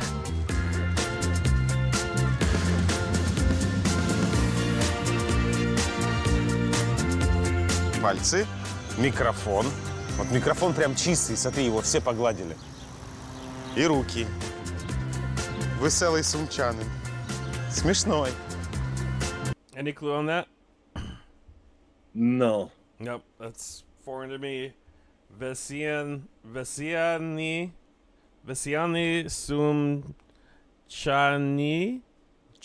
Sumchanin? Beautiful Sumy, I think, maybe. Okay. I think that's Russian, not Ukrainian, though. Could be. I just Yep. Suji is the Surgic is the name of the language, right? Sujic, yeah. Sujic. Okay, yeah. I have actually. There's a an acupuncturist who lives on the other side from where I live that speaks it. She's from Kharkiv. Maybe I'll go get lessons from her instead of acupuncture treatment. I'd love to learn this language though. Combine them. Get acupuncture while you learn. I'm sure that'll work out well. Это скульптура из контактных скульптур, она самая неконтактная. Те затерты, прям затерты, перетерты. А к этой мало прикасаются. Сильное заявление. Проверять я его, конечно, не буду. Странно. Also, I think that this is why this language so freaking interests me is because after this war, there's going to be so many people that are fleeing, so many Russians that are fleeing from whatever. They're going to be hunted down because there's war crimes to be committed. I am an interrogator. I have an interrogation background. So to be able to speak both languages would be like extremely beneficial to me because I would love to do interrogations on war criminals that have gotten away, if that makes any sense. So for me, hearing this Sujic language really intrigues me, if that makes sense. We'll keep going. Что нигде не... А, вот, написано. Виготовлення на кошти бізнесмена і мецената Федорченка Виктора Михайловича. А о чем, к чему это, зачем это, почему это, не написано. Ну, все равно молодец.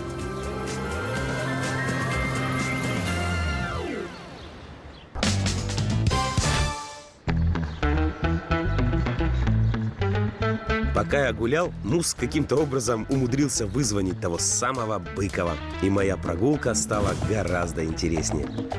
Знаете, мы всегда воспринимали скульптуру монументализм, да? Як це надо в скульптуре тереть пальчик, ногу там или еще что-то, знаете, мы же должны были покланяться, пойти строго, стройными колоннами, дрожа и все. А тут рук тебе бронза, образ, и надо тебе потрогать, поцеловать, обняться, залезть на голову. Дама с зонтиком, мне пришлось 5 раз зонтик менять, там, ловить там. Dang. I mean, look at the architecture around here. It's amazing. Oh yeah. You don't, it's beautiful. You see this in like the state capital of California, and that's it.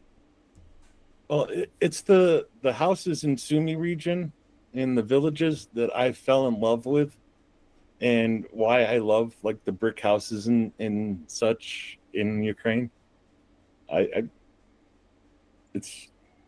I'll show you. Okay, we'll keep going. Звонят Быков, ти робив, іди зонтик, ремонтуй, він же ж пам'ятник на твою жінку похож. Все, за все надо отвечать. Город без культуры – это мертвый город. Конечно, город без Про это вам культуры, говорили, да, это тоже. Это идея Сумской области, это один из вариантов, что нашли сумку с золотыми буквами. Вот это, А это Сумская область выложена? Да, и с городами. Ой, прикольно. То есть это форма Сумской области с городами? Да. Круто. Колодец, из которого достали сумку.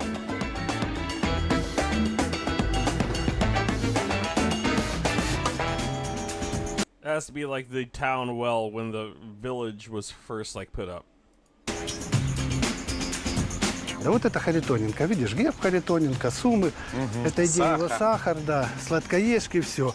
Прикольно вот обращать внимание, какие моменты люди трут, да, то есть четко видно, вот здесь вот рука, а здесь голова. Просто Тоха Чехов.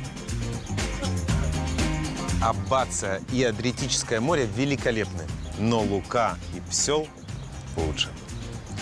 А. Чехов. Обычно пишут А.П. Чехов. Видишь, как вот тут затертые руки, контактные. Вот, и ну вот же вот все фоткаются с ним. Да. В обнимочку. Я и Чехов.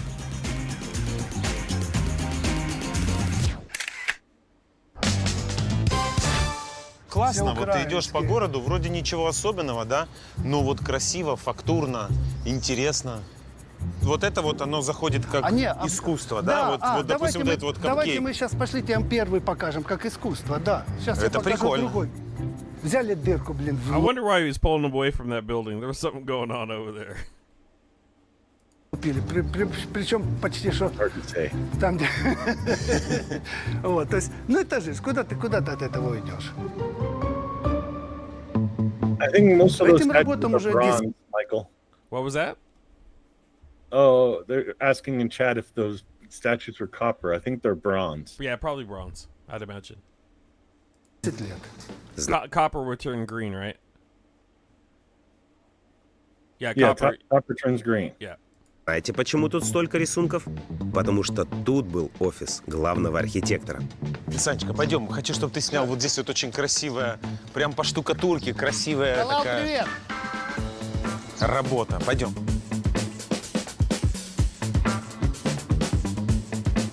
А это не просто граффити, просто была выбоина в стене, ее разукрасили, закрасили, и получился такой динозаврик с шариком. Круто же! Взяли обыкновенную трубу, да, дорисовали усы, мордашку, уже оно смотрится по-другому. Интересно вот, что там трогают люди, да, и у ветерана. Седина, палочка и все. Да. Очень аккуратно, так прям с уважением. И цветы все, да, вот частинки. He must have been one of the founders of the town. That's the only thing I can think of. Oh, they have so many statues. It's hard to say because, like, I have a picture of me sitting on the bench with some characters from a TV show. You're like, oh, who are these intellectual wonders of the world? Oh no, it's a TV show, kind of like the Al Bundy of Ukraine. Oh my TV God, show. really? Okay, you got to And send me it's that in link. Oreshnik Park, right where I stayed in Kyiv. It's just this little bench with Al Bundy, the Ukrainian version of Al Bundy, his wife, sitting in front of the TV. Oh Jesus, I have been wanting to chain watch Married with Children. Actually, I'm gonna start doing that. Oh no, I got a TV show for you. You need to watch. It's called Tata на Hata. All right, well, DM me for sure. Благодарили, что, знаете, это бывает, вот, вы там, это, а это он с улыбкой смотрит, а уже сам понимает, как ты. На что он смотрит и на что он улыбается. Hey, Greg Terry stopping by in the chat. This video, I got it sent to me from one of my friends. He's an ABC News correspondent in Kyiv, Maxime. And I wanted to show what Sumy was before the war, because right now, and pinned in the chat, we are currently fundraising for the 5th Guard over in Sumy region for a vehicle through Car for Ukraine. So I'm showing what it looks like before the war, and we'll go into a little bit of what's happening there now and see the difference. But I wanted to let everybody see what the town of Sumy looked like before destruction came.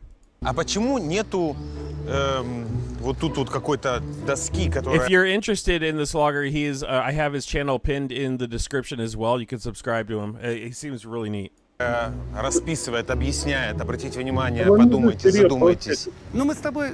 What's that? How old is this video? It is. Let me look that up right now. It's not too old. So it's not before war, but it's before war came, I believe, to the region. 5 years ago. So it's 5 years ago. So before the full scale. Well, around the time of full scale, I'd imagine, yeah? Yeah, Has it Greg, been that long they now? are speaking Russian, but they're throwing a little bit of Ukrainian in, so it's throwing me off. I'm catching some of it, but not all of it. Yeah, Suzik. Correct? Did I say that right? I think so. Okay. Скажем, у нас вообще нет еще культуры понятия этих скульптур. Любят туристы говорить, что здесь была первая скважина, ничего подобного. Greg understands everything they're saying. We should have had him on to translate for us. 300-летие Романовых. Альтанка вот это 300-летие Романовых? Да, были такие, ну это не губернский город, да? Ага. Чем-то знали, их 3 было поставлено в городе, вот одна из них. У нас здесь внизу, сейчас мы, может, спустимся, знаете, классный, вот сейчас мы к нему зайдем. Мужик, художник, уникальные скульптуры, Косту. Ага. Блин, конченый. Заходи. Это вот его работы. Ух ты. Ну, сейчас он керамику покажет. Это... Ух ты. Да сейчас вы увидите это. Короче, ребята, так плавно мы перешли к рубрике «Персонаж». Сейчас будем знакомиться с очень и очень интересным человеком. So they're gonna. This guy, he makes like crazy woodwork. He's got like his own little woodworking place inside of this house. It's pretty nuts. Вот, здравствуйте. Вот чем отличается художник от архитектора, да? Очками. Здравствуйте. Леонтий Костов. Вниз. Ух. Вот это все будет галерея. А когда по плану будет галерея? Ой. Планируешь? So Greg's saying they're speaking like pure Russian. I can't speak pure Russian, but that makes sense. I mean, Eastern Ukraine, it's Russian speaking, and this is obvious proof that it was not banned. So all that propaganda they're saying where Russian speakers are ixnayed out of the area, this proves it to be false. Допустим, на осень оно получается на весну.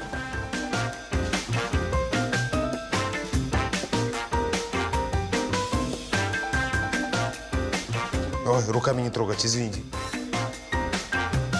Леонтий выставляет и живописные работы, они, видишь, в чем-то похожи и такой же динамики. Скажите, чисто меркантильный вопрос. И вот можно купить такую работу, допустим? Ну, живопись от $200 примерно, картина. Двуносый, трехглазый голова. Вот это, как вы оцениваете? Это... Ну, минимум $300. Минимум $300. You know they exist.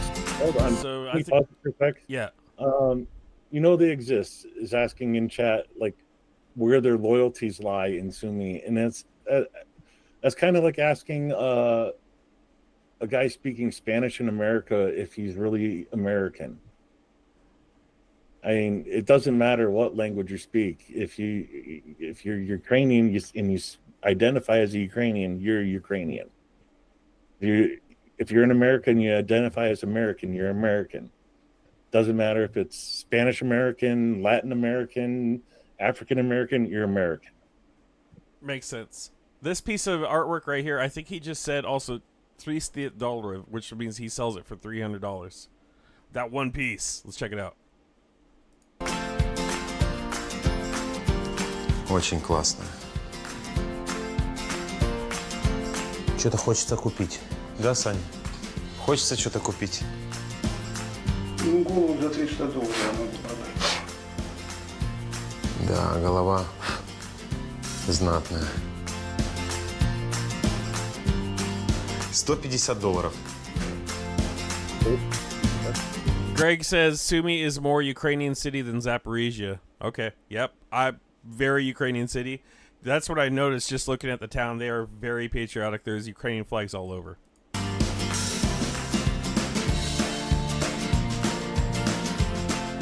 Уже не идет. Да, не хочется. Ух ты. Часть работ. Видите, кастуризм – это мое направление. Оно уже во всех журналах, во всех фильмах проходит как я родоначальник вот этого направления. Ух ты.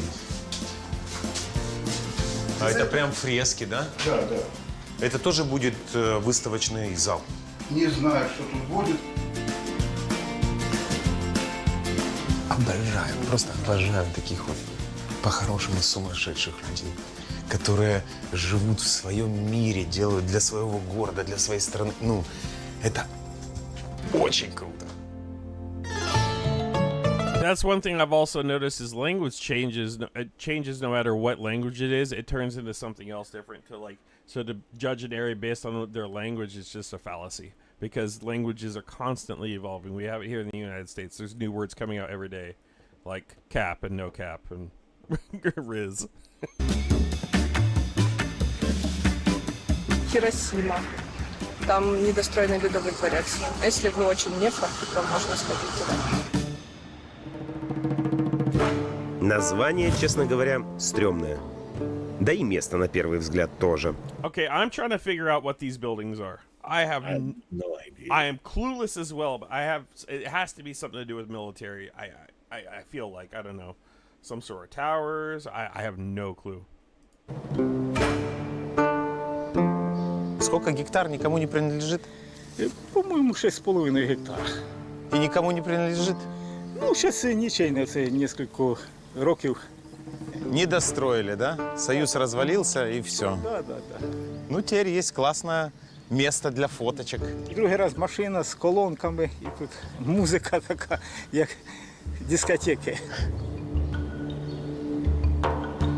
Дякую. Бувайте. Training towers. Firefighter training. Interesting. Кстати, хорошая мысль. Как сюда заехать и включить музычку?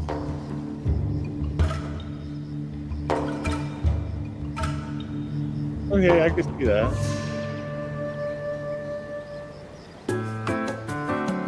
Очень прикольная локация. Мой режиссерский мозг сразу же уже выдумывал миллион разных кадров, которые здесь хочется снять. Did you see that graffiti back there? Did you see that? No, I'm trying to find this place on the map. Очень прикольная локация. Мой режиссерский мозг сразу же уже Slipknot. Okay. American heavy metal. Slipknot. Думал миллион разных кадров, которые здесь хочется снять.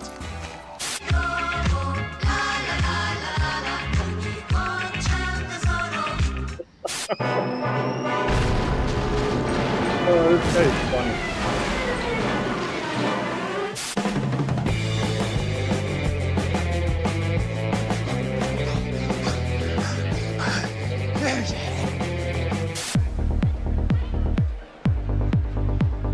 Okay, Greg says beginning of a building complex that was started during the Soviet Union to be a complex for living, modern apartments, but they ran out of money, and now it's a place for pictures and music. Okay, sweet. Мальчишки, надо признать, Нью-Йорк уже совсем не то.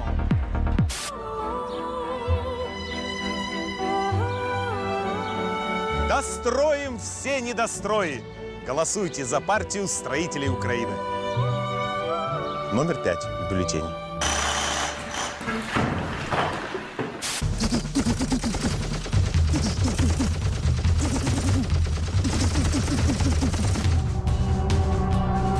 Я приїхав в Суми зачитати вам рибчину. А щоб було прикольно зустріти тут дівчину.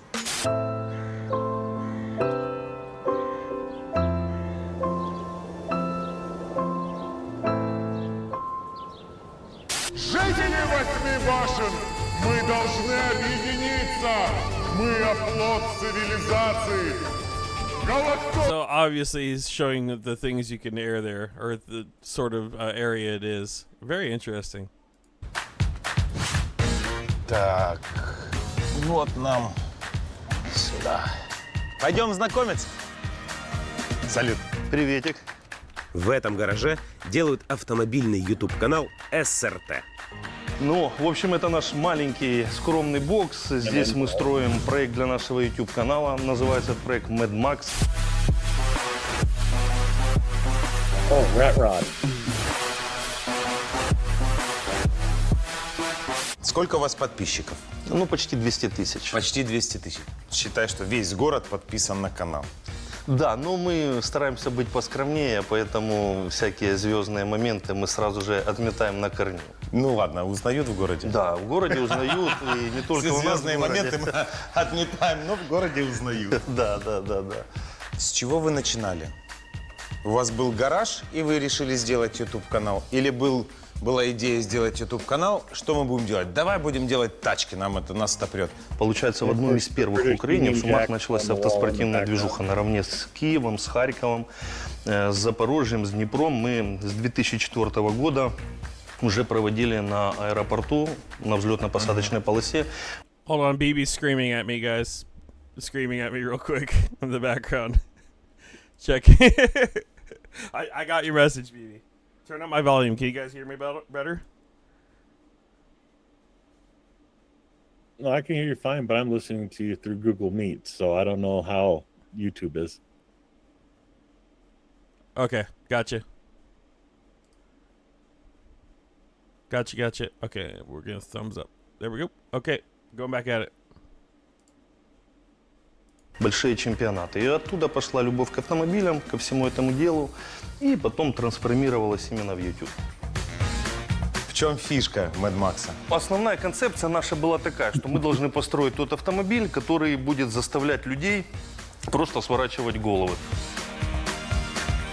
Первоочередной интерес. Сделать интересное видео или сделать классную тачку? Наверное, буду откровенен. Самое главное — сделать интересный контент для людей. И поэтому мы не боимся совершать ошибки, мы не боимся делать что-то неправильно, потому что приоритетом все-таки сделать интересный контент. Пойдемте, я вам покажу, как делается контент. Друзья, сделайте контент друг другу. It's like me and you sharing a stream.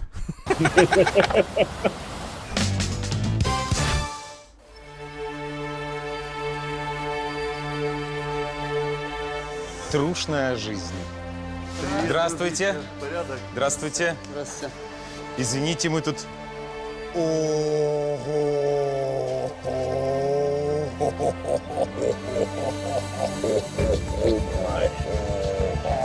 That's one thing that is worldwide, a love for horsepower. I mean, no matter where you go, people love vehicles. Look at that thing. Any clue? I'm not a car guy. That thing looks freaking fast. В общем, это ЗАЗ ГТР. Боже мой, это мой родной запорожец. Офигеть. Даже есть дворнички. 2000 лошадиных сил. Да, И думать про дворе, там все сдует. Это элементы дизайна. 402 метра за 8 секунд. За 8 целых, тут важно, за десятые, 8,23. Вот так. So apparently this guy is he does YouTube and also tries to balance his time working on cars, so he's extremely busy. 300. And it said it easily can do 230 kilometers an hour, I think is what it said. What's that in miles per hour? What's a kilometer? I don't remember. Fast. 10 лет, да? Работает И вот трудовой. больше, лет 13, наверное. Лет 13. Да, лет 13. Куча было версий, куча переделок. Я уже не говорю про Сколько бюджет. денег вложено? Никто не знает, даже владелец. Плюс-минус. Ну, давайте я вам скажу так. Комплект клапанов сюда, который рассчитан на 10 тысяч оборотов, вот один комплект стоит $10 тысяч. Только клапана. 135, okay. 135? Okay, 135 miles per Jesus. Да вы фанатики, ребята. Не фанаты, а именно фанатики этого дела. До сотни он разгоняется за сколько? So this thing is like custom, right? The whole thing is custom? Yeah, the body's from a Zaporizhzhia, but the rest of it's all handmade. Man, I could barely even put a swamp cooler in, let alone try to work on one of these. Секунда, я не помню, по-моему, 1,8 или 1,7 до сотни. Но это еще на плохом зацепе, если бы... 13-liter engine, $10,000 USD in the engine alone, all custom built. Holy cow. Автомобиль ехал по специализированной трассе, было бы все быстрее. Секунда. ЗАЗ. Раз. Вроде обычно, Сумы. А там другой мир. Я тут. Если там был драг-рейсинг, то здесь кольцевые. What was that? So that car was definitely a drag car because of the parachutes on the back. Oh, yeah. Гонки. About like, probably gets to 135 in freaking 3 seconds. Ого, какие широкие колеса. Мама родная, какие широкие колеса. Это амортизаторы, да, стаканы? Это отдельно стаканы. То есть обычно вот здесь вот капот. BMW emblem on the front. What was that? I think I thought I saw a BMW emblem on the front of that car. Let me see. Maybe right there. Yep. Is that it on the hood? It's not clear enough for me to say it for sure it's a BMW, but it looks like it might be. Looks like an older one, yeah? Yeah. Амортизаторы, да, стаканы? Это отдельно стаканы. То есть обычно вот здесь вот капот. Да, она просто настолько занижена, что у нас стойка не влазила, пришлось повесить. Прикольно. А это вот, я правильно понимаю, это резина, Да, это резина до, а это резина после? Нет, это полуслик, а это слик. Это резина с разными свойствами. Это резина с разными свойствами. Но это, правда, новая, а это уже катано. Но это слик, он еще хорош. У женщин бывает. Открываешь, там туфельки стоят. Это крем у меня для правой руки, это для ноги, это для глаза, а это для... Так у мальчиков колеса. Да, мужская косметичка. Yeah, I'd almost bet that this car guy is now working on vehicles for ZCU. Yeah, just like Greg just said, just think about this. All these businesses are now gone. Sumy looks like nothing like this anymore. Absolutely. Yeah, Yeah, we're going to get into that. Смотри, из машины вынесли все, вот просто все, что можно было убрать.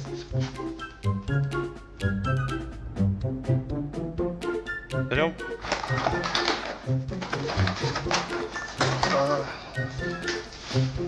Я бы даже не сказал, что это капот. What am I looking at there? There's like, okay, that's the radiator fan and everything. Okay, so that's just an oversized radiator with a fan on the front. В общем, как-то так. Блин, вот смотрю и кайфую. V8, мотор смещенный, улыбка интуитивная. Вот для меня V8 это и V16, но только цифры поменялись. Все. А у тебя прям вот увидел двигатель. Это круто. Значит, прет. Да. Мы любим. All right, see what other part we have here. Fast forward a little bit, show you. Okay, so it's going to show some of the racing here.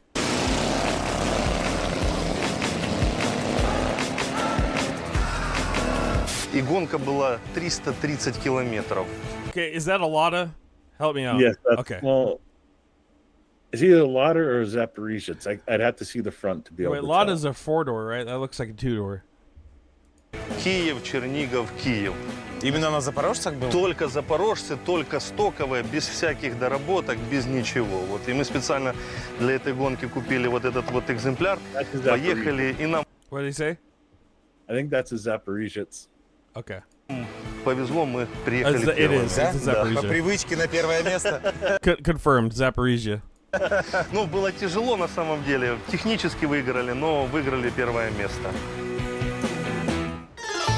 I almost bought one of those when I was in Kyiv last year. What was that? I almost bought one of those when I was in Kyiv last year.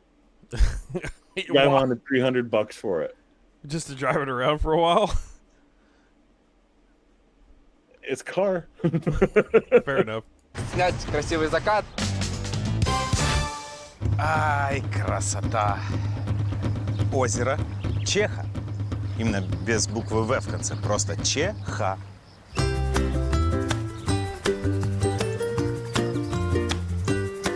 Посмотрим, чем тут можно заняться, кроме... What was that? Oh, Greg in chat saying the smallest car is a Moscovich.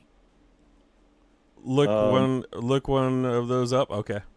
Релаксинга и шашлыкинга.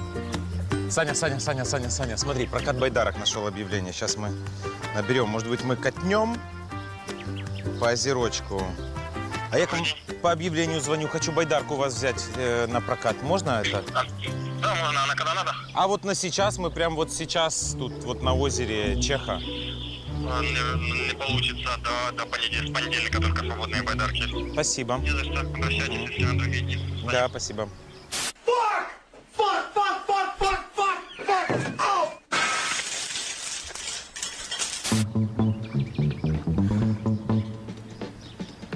Ребят, а вы арендовали велики или это ваши? Ваши, да? А не знаете, может, где есть аренда велосипедов здесь? So right in the middle Хочется of the каких-то city, and there's активностей. a beautiful lake to go fishing and beach. Yeah, that's a really nice little area to go barbecue and hang out for sure. Пожалуйста, выживание.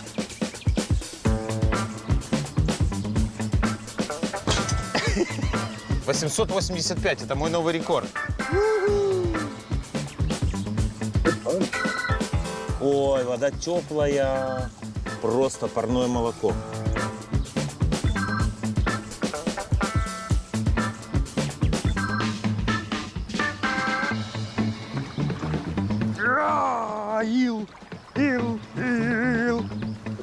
Something tells me it's a little chilly. Но вода теплая очень. That's got to be coming straight out of the ground, spring water. That's got to be, right?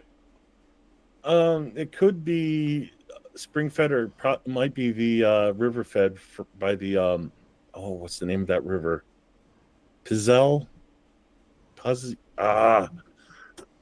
We'll look it up. P-S-E-L. I can't remember how to pronounce it. We'll look it up. Let me know.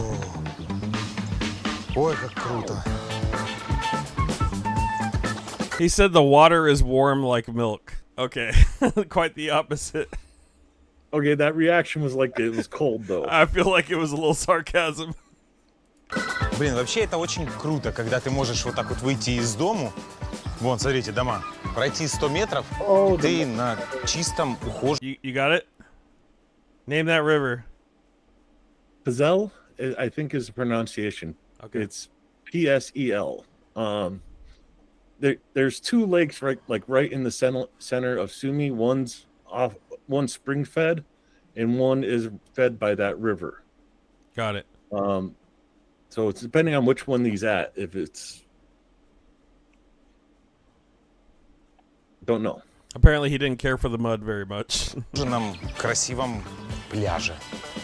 Правда, он не очень чистый, не очень. So that was it. He freaked out because the mud in between his toes was squishing. Oh, okay. He's not on the river. He's in the central lake. Okay, I know where he's at. Okay. Неухоженный, не очень похож на пляж. Но возможность у тебя такая есть. На самом деле вода довольно-таки чистая. Смотрите сами. Thank you, Greg. Thanks for stopping by and helping us out a bit for that. Видимость Greg неплохая, obviously knows чистая вода, Russian. хорошая. И I'm очень learning теплая. Ukrainian, so Из-за I того, can что catch озеро, some of it, but not all of it. Yeah, it is a big difference. да, никуда не утекает, не притекает, а солнце ее нормально прогревает. Реально теплая вода.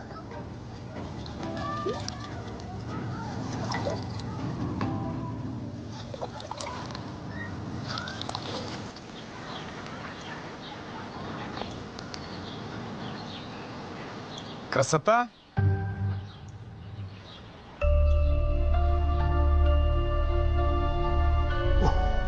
Ты видел, Саня? Я снимал две, а третья просто вынырнула. И занырнула обратно, смотри. Ну я же не пьяный. Я же видел это своими глазами. У меня же на камеру все снято. Не может такого быть. Even Она sitting here реально doing a travel занырнула. vlog of what Sumy's like, and he's amazed by Mother Nature, and that's like so stereotypical but so true of Ukrainians. They all seem to love nature. Это что за животное было? Ну, это была птица с клювом, но она так прям вынырнула, глотнула воздуха, занырнула и ушла. И все. А вот она.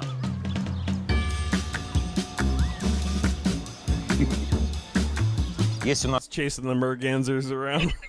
У нас на Решке редактор выпускающий, у него кличка энциклопедия, Википедия, потому что он знает все. Сейчас я позвоню ему. Алло.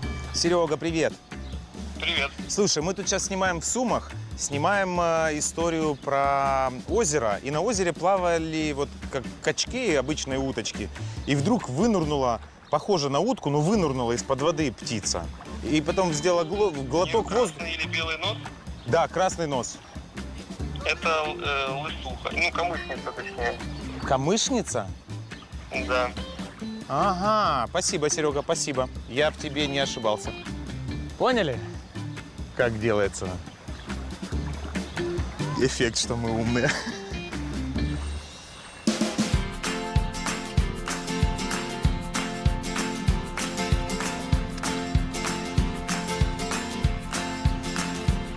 Ой, приятного аппетита вам. А вы где-то местные, да, из местных домов? Да. Часто приходите? Ой, мальчик, вы что, нас снимаете? Да не, он меня снимает, не обращайте внимания. Это мой личный оператор. Здесь весною такая красота, когда березы распускаются, когда трава зеленая, как подушка. Ну, надо почистить, потому что... Ну, как и везде. Вы посмотрите, вот сдается, один дом сдался, второй, третий сдается. Это же вся масса. Это что сегодня, если бы вы видели, когда было 30 градусов, что там где? Там кишели вот так, вот так. Народа столько было, детвора. Это у нас называется пенсионный островок. Пенсионный. Тут в основном днем пенсионеры, вечером молодежь. Вечером молодежь. А там... А там детский пляж. А там детский пляж, да? Что было бы лучше? Облагородить его, сделать шезлонги, там, я не знаю, дорожки? Или оставить вот такой вот немножечко... Нет, подождите, дорожку 2 года обратно... 2 года назад сделали. Вокруг озера вот эта дорожка очень. They told him to take a hike. Сколько спортсменов бегают, занимаются спортом, с палками, скандинавской ходьбой ходят. Мгм. Это самое. Поставили бы здесь шезлонги, к примеру. Нет, ребята, давайте начнем с этого. Шезлонги. Платно будут? Платно. Ну, наверное, да. И публика восстанет. А что, мы вот сейчас пришли, сели, и нам... А что я буду платить, извините, за свое озеро, приду и буду платить тут деньги. А мы Извините, пенсионеры, они... Тут рыбаки все озеро сидят, рыбаки. О, тут Они отдыхают. Им не так рыба, им рыба нафиг не надо. Ну, отдых, извините, пожалуйста, пенсионерам что им делать? Вот как нам. Отдыхать. Retired life. А вообще... Yeah, there's all sorts of ages there, too. It looks like a mix. So there's young kids playing, there's, middle-aged people, pensioners. Здорово, когда в городе есть вот классный большой водоем, где можно свободно поплавать. Потому что в Харькове, например, люди в кресте купаются. А тут озеро. Девчонки с полотенцами. А плавки купить негде. Блин. right, well, we'll leave that on that. That's how Sumy looked before the war, guys. What do you think? Looks like a little piece of heaven there, doesn't it? Great little town, lots of culture. That's where it was before the Russians came, guys, and that's where the men who we are helping to fundraise for, that's linked in the chat right now. That's where the van's going for the drone operations over there. I'm going to stop presenting on that one. But if you guys want to watch the rest of that, it is linked in the bottom of, or in the comments, in the description of the video. That is Orel y Pushka channel. He's got 3.49 million subscribers. Throw him a sub. It's a big channel. What do you got for us, Candy? What's Sumy looking like now? Well, first, there's a article from 2023 that showed a bunch of pictures of before and after from satellite imagery. I want to show that first.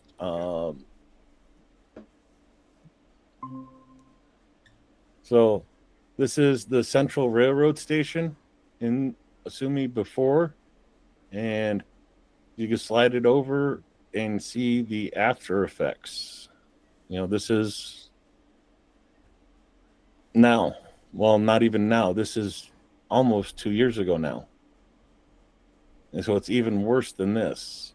You see the railroads up here, the train station completely without its roof. And that's just one small part. Go down further, and apartment buildings in the church before Russian invasion. You see all the grass in the graveyard has been burnt. The church, missing its peak, and then the apartment areas.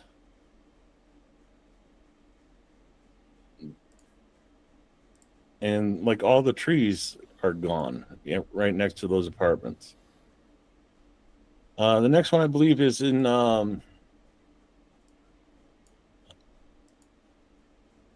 this is Kharkiv,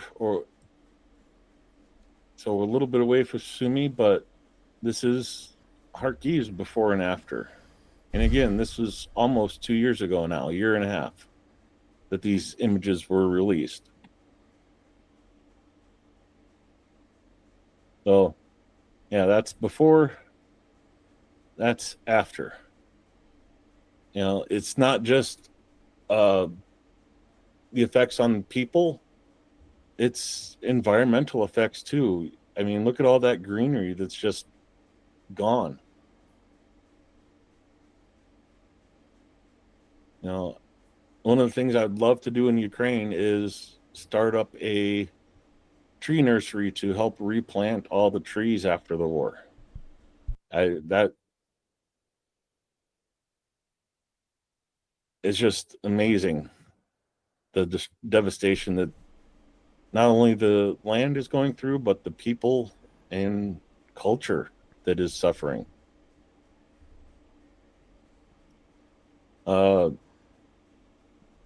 Let's see what changes if I do this.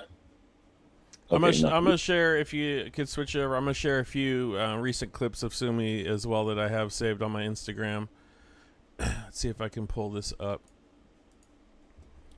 and show you exactly what they're going through right now. This is Palm Service Sunday interrupted.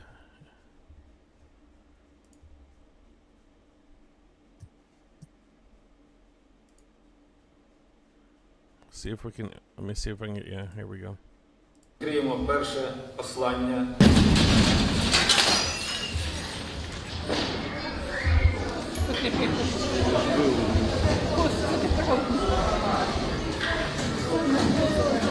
Давайте молитися. So they're in there in a day of worship on Sunday, Palm Sunday, and a bomb landed right next to the church. Заспокойтесь, будь ласка.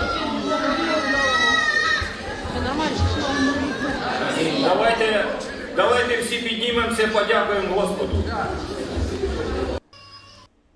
This is Russia kills 8-year-old boy in Sumy region. It doesn't show any death, but it does show the aftermath of the attack.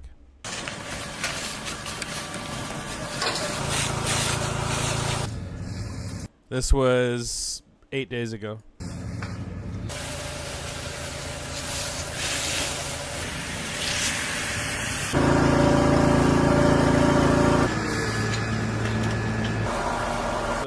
A Russian drone attack killed 3 people in Sumy region. Among the victims was an 8-year-old boy whose body was recovered from the rubble of a destroyed house. A man and a woman from different families were also killed. 6 others, including 3 children, were injured. Help protect Ukrainians from Russia terror. Join the fundraiser. Yada yada. That's what we got. This is what's happening right now, guys. I don't know what else could motivate you to help stop this from happening to Sumy, other than us fundraising a vehicle and making sure the guys have everything they need to stop this shit from happening, because this is heartbreaking.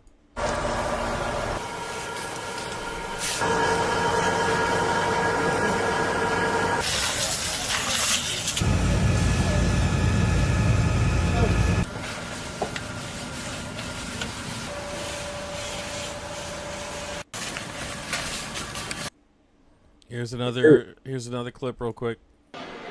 Це болить кожного українця. It hurts every Ukrainian. It hurts every Ukrainian. Sumy is a target every day. Суми кожен день це як ціль. Це болить. Тут страшно знаходитись. It hurts. It's scary to be here, but there is nowhere elsewhere. Але і там себе знайти нема де. I can find myself here is my home and my family and my friends. This is from April. Тут дом, тут рідні, тут друзі. А там? But we're strangers everywhere else. Там ми чужі повністю усі. Що робити? What else is there to do? We keep on living and try our luck. Живемо. Як повезе. Лотерея. It's a lottery, I don't know. Не знаю. Сьогодні вперше, мабуть, в житті. Today was the first time that I was afraid to fall asleep. Було страшно засинати. А якщо прилетить What if a strike hits my house? I won't wake up. That will be it. в будинок, не проснешся. І все. I think it's important to point out that in that title, stated that she was a student in Sumy. Sumy is a college town. You know, think of Sumy like Tempe with Mill Avenue, or, you know, pick your local college town. Sumy has the National Business Institute there. There's a medical college there, a theater college, music college. There's so many different learning institutes in Sumy. It's essentially an entire town built around learning, and that's the hard thing to visualize when you're just seeing areas getting hit.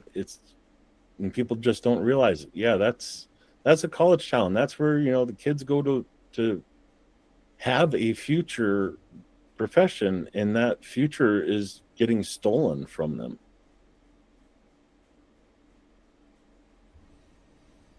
Yeah, it's a hard one to swallow. Yeah, it's a hub of intellectuals and culture, and it looks like it's just being destroyed. It's being shelled and hit with drones every night and day. So, what else you got to share with us on that? Well, I mean, okay, let me show you Google Maps. I know I go to Google Maps a lot, but it's fine, play it. So zoom in a little bit here. This is the National Institute of Business. Institute of Applied Physics is right here. You go not too far away, and the School for Theater. There's just so many schools, and I wanted to point out this, not that intersection, this intersection right here, where the Business Institute is and the Physics Institute. Because that, let me drop a pin right in the middle here. This is a beautiful, beautiful city. And that is the business school. The theater school is right back there. The applied physics school is right here. And there's a little pizzeria, coffee shop right there. And the reason I want to point that out, I'm not sure if I could switch over to this image easily. So let me share something else. Oh, it's not on there. Let's just do entire screen. There we go. This is the strike in Sumy not too long ago. There's that building. The Physics Institute would be right here, and they're taking the picture from in front of the business school. If you go back to Google Maps, there's the pole and that tree from that picture. They were standing right there to take that picture. I went through and found a couple of these in that little square. 31 people were killed, 80 were injured. Right here in September of 24, they bombed a hospital. This is the firefighters going in and making sure the fires are out and seeing if there's anybody to rescue. That's this GPS location right here.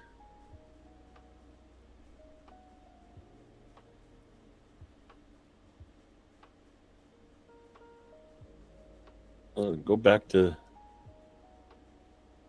that's this hospital right here. That was the lake that guy was at right there. Right there's the hospital. The school for the hospitals here.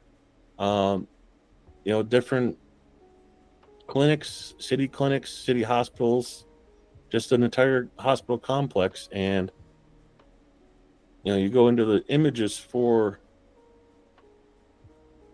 the hospital, and that is this location right here, the ambulance entrance that got hit.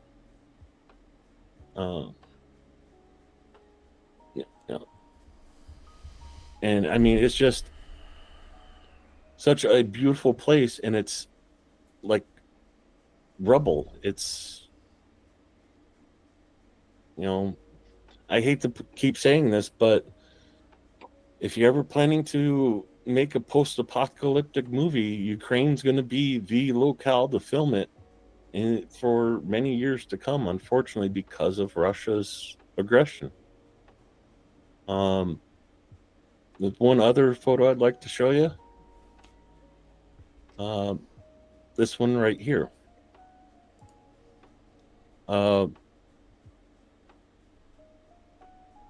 This is just an apartment building. Again, only schools, hospitals basically in Sumy. There was almost no military presence in Sumy before the war. Again, GPS locations for that one.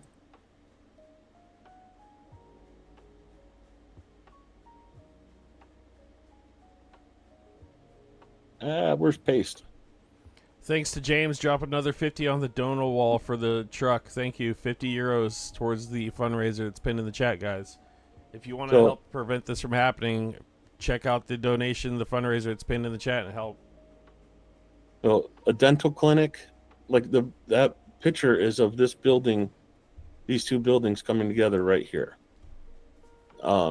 There's a dental clinic there, a gymnasium for kids right here, a couple housing buildings, donor kebab place, a hair salon, there's, a food market. There is nothing here that is military target. And, that's right down here. And, the hospital is here. That downtown area is right in here. So, yeah, they're just pounding the downtown area of Sumy, making life miserable for the people. It's a pretty big city, Oh yeah, it's not small. Fairly large city, but not even the small cities escape it. I want to head over and I have to zoom in here for my own self. Trying to find the town of Konotop. So yeah, Sumy's serving a population of 250,000. Yeah, it's not like a big city by American standards by any means, but it's a big city for Ukraine. Oh, I know my brain does not like to work for me today for some reason. I'm going to stop sharing. I'll come back to it once I find it. And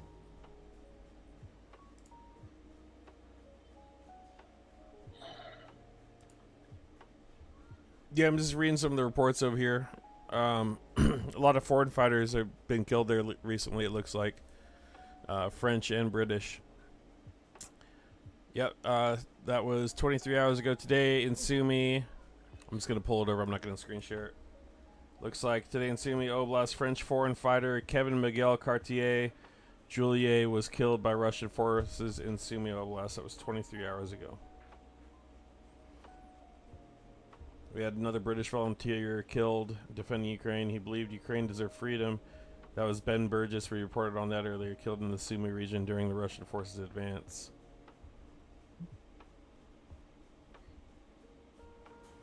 So it's a little back and forth there. I'm not going to show more. There's also some young Russian naval infantry captains that are being eliminated there as well. So it looks like they got some youngsters in there. That guy's got too many medals for his age. I'm just going to say it. Medals for slaughter. Medals of genocide. So yeah, okay. Go ahead. This is a smaller village. It's called Konotop, and it is suffering the same fate as Sumy. It's getting strikes very often. One of the buildings there. This is a very small town. I think it's about the same size as Bakhmut, 60 to 70,000. And it's just devastating. It's same thing as Sumy, but I just kind of wanted to show Konotop because I know I have friends that live in Konotop. She was a streamer on Twitch beforehand, and I dropped the pin in the wrong spot.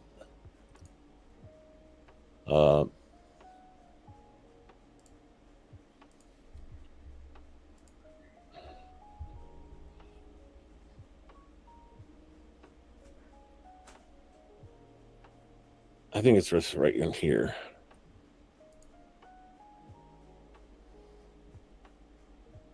So like this main drag, people do not even walk down this main drag anymore because like every day there's shelling along this, not necessarily missiles or drones, but artillery shelling into this town every day. So they're clearly within artillery range and Oh man. Ever since Ukrainians got pushed back in Kursk, this town has been shelled every day. And it's a beautiful little town, and it's like there's nothing in this town military wise. It's just a town. That's still in the Sumy Oblast, correct? yeah, it's Konotop is right here, is right there, and Sumy is right here. So Sumy's a lot closer, but Ukraine controlled the large portion of this area here. And if you zoom in, Oleksivka and Drivka is the town that was recently liberated from Russian control. Kindrafivka is being fought over right now. Another Konstantinivka, the Russian border's right there. This is the area that Russia is pushing in on. And as you can see, it's a stone's throw from Sumy. And it really doesn't hold. It doesn't seem like it holds much of a strategic value from a military standpoint. They just want the land. Well, it's about the only strategic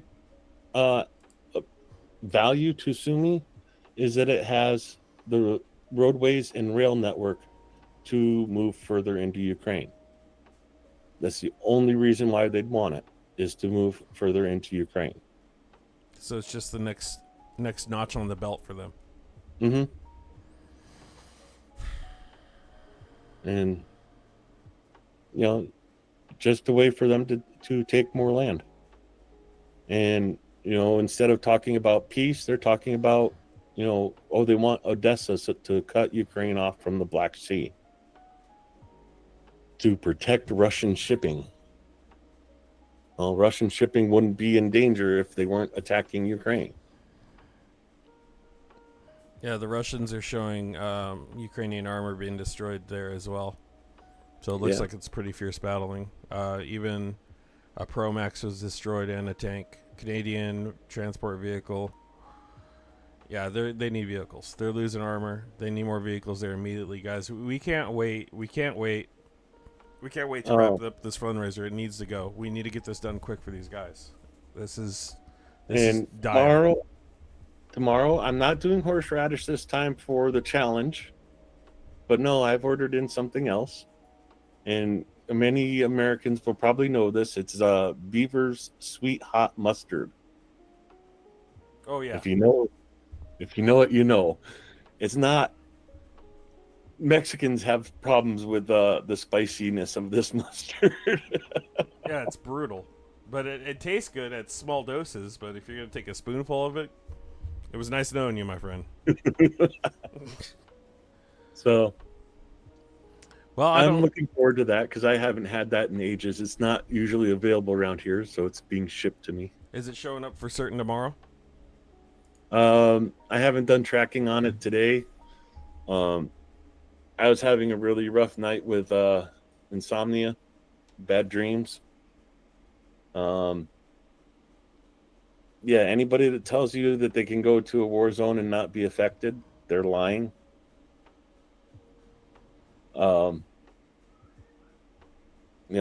Especially since I've booked my trip to go back to Ukraine this fall. I've been having, I'd say, nightmares about, running down to the storm, I almost said storm shelter, but, running down to the bomb shelter, like my friends are doing almost every night in Kyiv and Konotop and Lubny, and it's affected me definitely, but I get small doses of it for 3 months. Most Ukrainians have been dealing with it for over 3 years. Right. If I can do any good, even if I help one person deal with the attacks better just by being there, then so be it. That makes the trip worth it. Amen to that. Yeah. Well, I don't want this fundraiser to bleed on into your next trip either. We got to wrap this up this month. We got to get this done, guys. Like, I know it's July 2nd. We want it done by July, the end of July. We'd love it done today if anybody's out there. If there's any anonymouses lurking out there, but I mean, it is what it is. Right now, where are we currently standing? I'm gonna pull it over real quick. We are currently standing at 650. 650. Just shy of euros. 650. Hey, that's nothing to sleep on. 8 donations. I'm gonna push hard for this one, guys. I know there's a lot going on, but these gentlemen right here in their area, these are operators. These guys are the ones that are gonna stop this from happening to Sumy. And you get cool patches, you get a cool pin. We got to give them one of these vans they need to get logistics around. Yeah, I definitely have the videos to prove to you that these guys are doing the work. So I'll be putting some of those together later. Unfortunately, pretty much as soon as I get off of the stream here, I'm going to have to start heading to Sioux Falls to pick up somebody from the airport. So I won't be back home until probably 2 o'clock in the morning. So no stream tonight. Hopefully I can sleep tonight. All right. Well, we'll wrap it up with that then. You go do what you gotta do. I've got a ton of stuff I gotta do too. But look forward to your stream tomorrow, Canty. Sounds like you got some good content for that, and sounds like we got a little challenge going on. So if you guys want to see Canty absolutely bleed out of his head from eating spicy food tomorrow, it sounds like it's gonna be the day. I'll have to tune in for that one too. We have to hit the $1,000 first, and we're not there yet. Well, I should say euros instead of bucks, but we're getting there. Is that the goal today? We're going 1,000. I'd like to. Well, 1,000 for a spoonful of the mustard. Okay. And you know what? I might as well check on the shipping while we're still live. How much for the whole bottle? If we finish the truck, I'll do the whole bottle. Just. Oh God, that might be a little brutal. Let's hear the shipping before we head out. So yeah, it should be here by 2 p.m. tomorrow. Perfect timing. And I got 2 bottles. So. All right. Well, while you self-deprecate, I'm gonna find new ways to find find money. We need to do a drinking stream together, Chungus. Do we? I'm afraid to. I'll grab a bottle of Jaeger while I'm in Sioux Falls. Okay, you pick the poison. Later, not now. Water. We'll figure that one out, guys. All right, well, guys, thanks for tuning in. We're going to wrap it up. We got a few donations today. BB, thank you for the big one. Guys, no donations too small. If you can do $5, it's pinned at the top of the chat. It's in the comments. We need to wrap up this vehicle for these men. This is the goal. This is a big one for our little channels, but we can do this, right, guys? I have faith we can. Let's just keep pushing it. Whatever you guys can do. Canty, final words? Well, I do want to hit up a comment from They Exist before we go. He says he can get diesel trucks with low mileage pretty cheap. The best way you can probably get it over to Ukraine would be to ship it to either probably NAFO 69 Stiffing Brigade, Help 99. Get a container, fill the container up with the trucks, and ship that container to Help 99 in Estonia. And they'll hook up the trucks and send them on the way to a unit. Good shout out. Good shout out to the Sniffing Brigade. If you can do that, that'd be amazing. They probably could use it. BB is totally against us drinking on stream between the two of us, so she says that's a bad idea. Hey, I'll sacrifice my liver for Ukraine. I'm sacrificing my taste buds already, so. Well, that's what it's all about, sacrifice, right? So, guys, if you can, like I said, help us out. Help us out with the fundraiser. It was nice talking to you, Kenny. I'm going to go. I got stuff I got to do today. I got to figure out dinner for the kids, so. Not the Bronich. Thank you for being here. I'll talk to you later, okay? All right. All right, see you. All right, guys. I don't know if you have, but in the comments, please subscribe to Canty Luden's channel as well. I noticed he doesn't have nearly as much subs as I do. I don't know why. We're in this together. So if you can, throw him a sub. He's at, where is he at right now? Let's pull up his channel. Also, Car for Ukraine. It's all pinned in the description, guys. Please sub to some of these channels that we got linked here. Canty needs to get to 1,000 subs. We need to help him get to 1,000 subs. 463 subs. We can get him up higher. That's free. It's free to do. Go sub to his channel. And then Car for Ukraine, of course. I mean, for crying out loud, Ivan was on freaking CNN. He deserves more subs. Where did I... Is that where? Here we go. 257 subscribers on Car for Ukraine channel, guys. We can do better than that. We can do better than that. And they got a ton of content here. Video handoffs, people he's interviewed, all sorts of stuff. So come check them out too, guys. All right, that's all I got for you. Like I said, whatever you can do for this fundraiser, it's the kickoff today. And I'm not sad about it. We helped. We got some donations for the vehicle. Of course, it's never going to be enough until we get it done. So let's just keep pushing whatever we can. Please, guys. And thank you very much. I'm going to wrap it up, guys. Thanks for joining me today. It's been a lot of fun. I'll see you on the next one. I don't have anything planned up other than fundraising. So fundraising. Sometime also in July, I am going on vacation. So I'll probably do some vacation streaming as well to see what you guys think of that. Just because I'm going to be out of town, I'm going to do it anyways. So I'm going to be gone for like, I don't know, probably like 5 days or something. So Canty's going to have to run most of the fundraising. I will do whatever I can. I don't know if I'm going to have service where I'm going to a new place. So it'll be interesting to see. It'll be new for all of us. Maybe I'll do a fishing stream live from a boat if I can. It's going to be up in Oregon. I'm going to try to do some trout fishing with one of my old friends, and we'll see where that goes. All right, guys, that's it. Thanks for joining. I'll cut the music and hit you with an outro.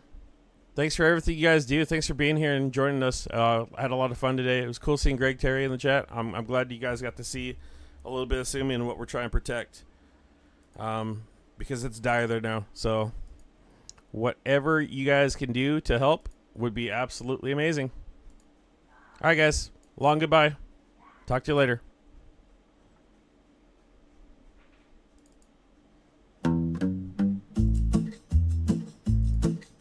They wave their flags like they own the sky, shouting loud, but they don't know why. Books untouched, their minds run dry. Truth's a stranger, they pass right by.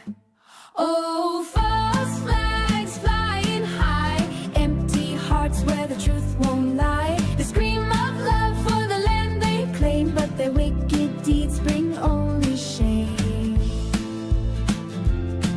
But their wicked deeds bring only shame.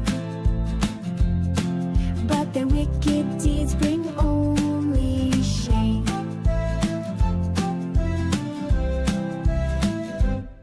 They chant the words they barely know, hollow pride in a shallow show, pointing fingers where the winds don't blow, building walls where the rivers flow. Oh, false flags flying high, empty hearts where the truth won't lie. They scream of love for the land they claim, but their wicked deeds bring only shame. But their wicked deeds bring only shame. But their wicked deeds bring only shame.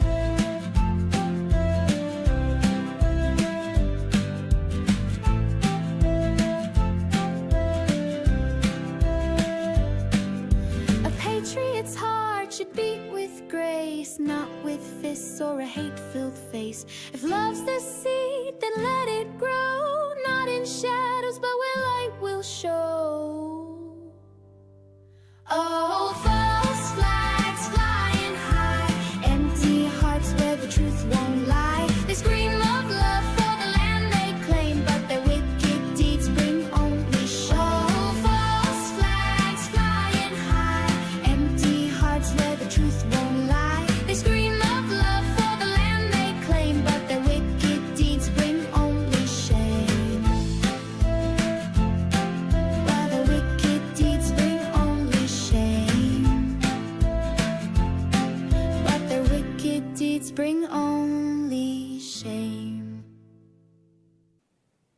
Why would you think Michelle Obama's a man? Well, do a little research. Just do a little research. But that's like out there. What's out there is the fact that her walking out in a skirt, and there's an obvious bulge where there shouldn't be one. Another day.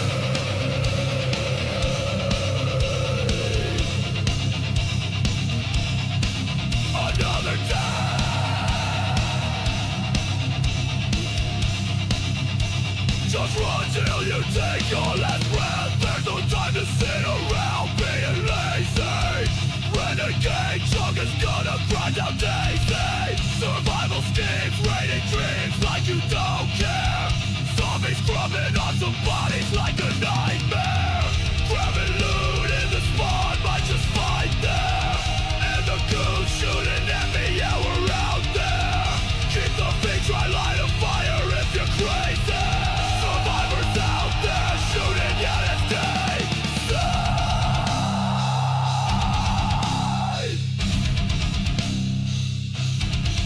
They try to take my loot, but I'm fast and I'm sneaky. Hearing footsteps in the woods, yeah, that's creepy. But I'm a wolf and all of you looking sheepy. Knock you one gone, now you feeling little sleepy. Waking up, your loot's gone, don't go crazy. Another day, another death, yeah, that's Daisy. Hear the bullets crack by your head, make you screech. Run, cover, keep your gun by your reach.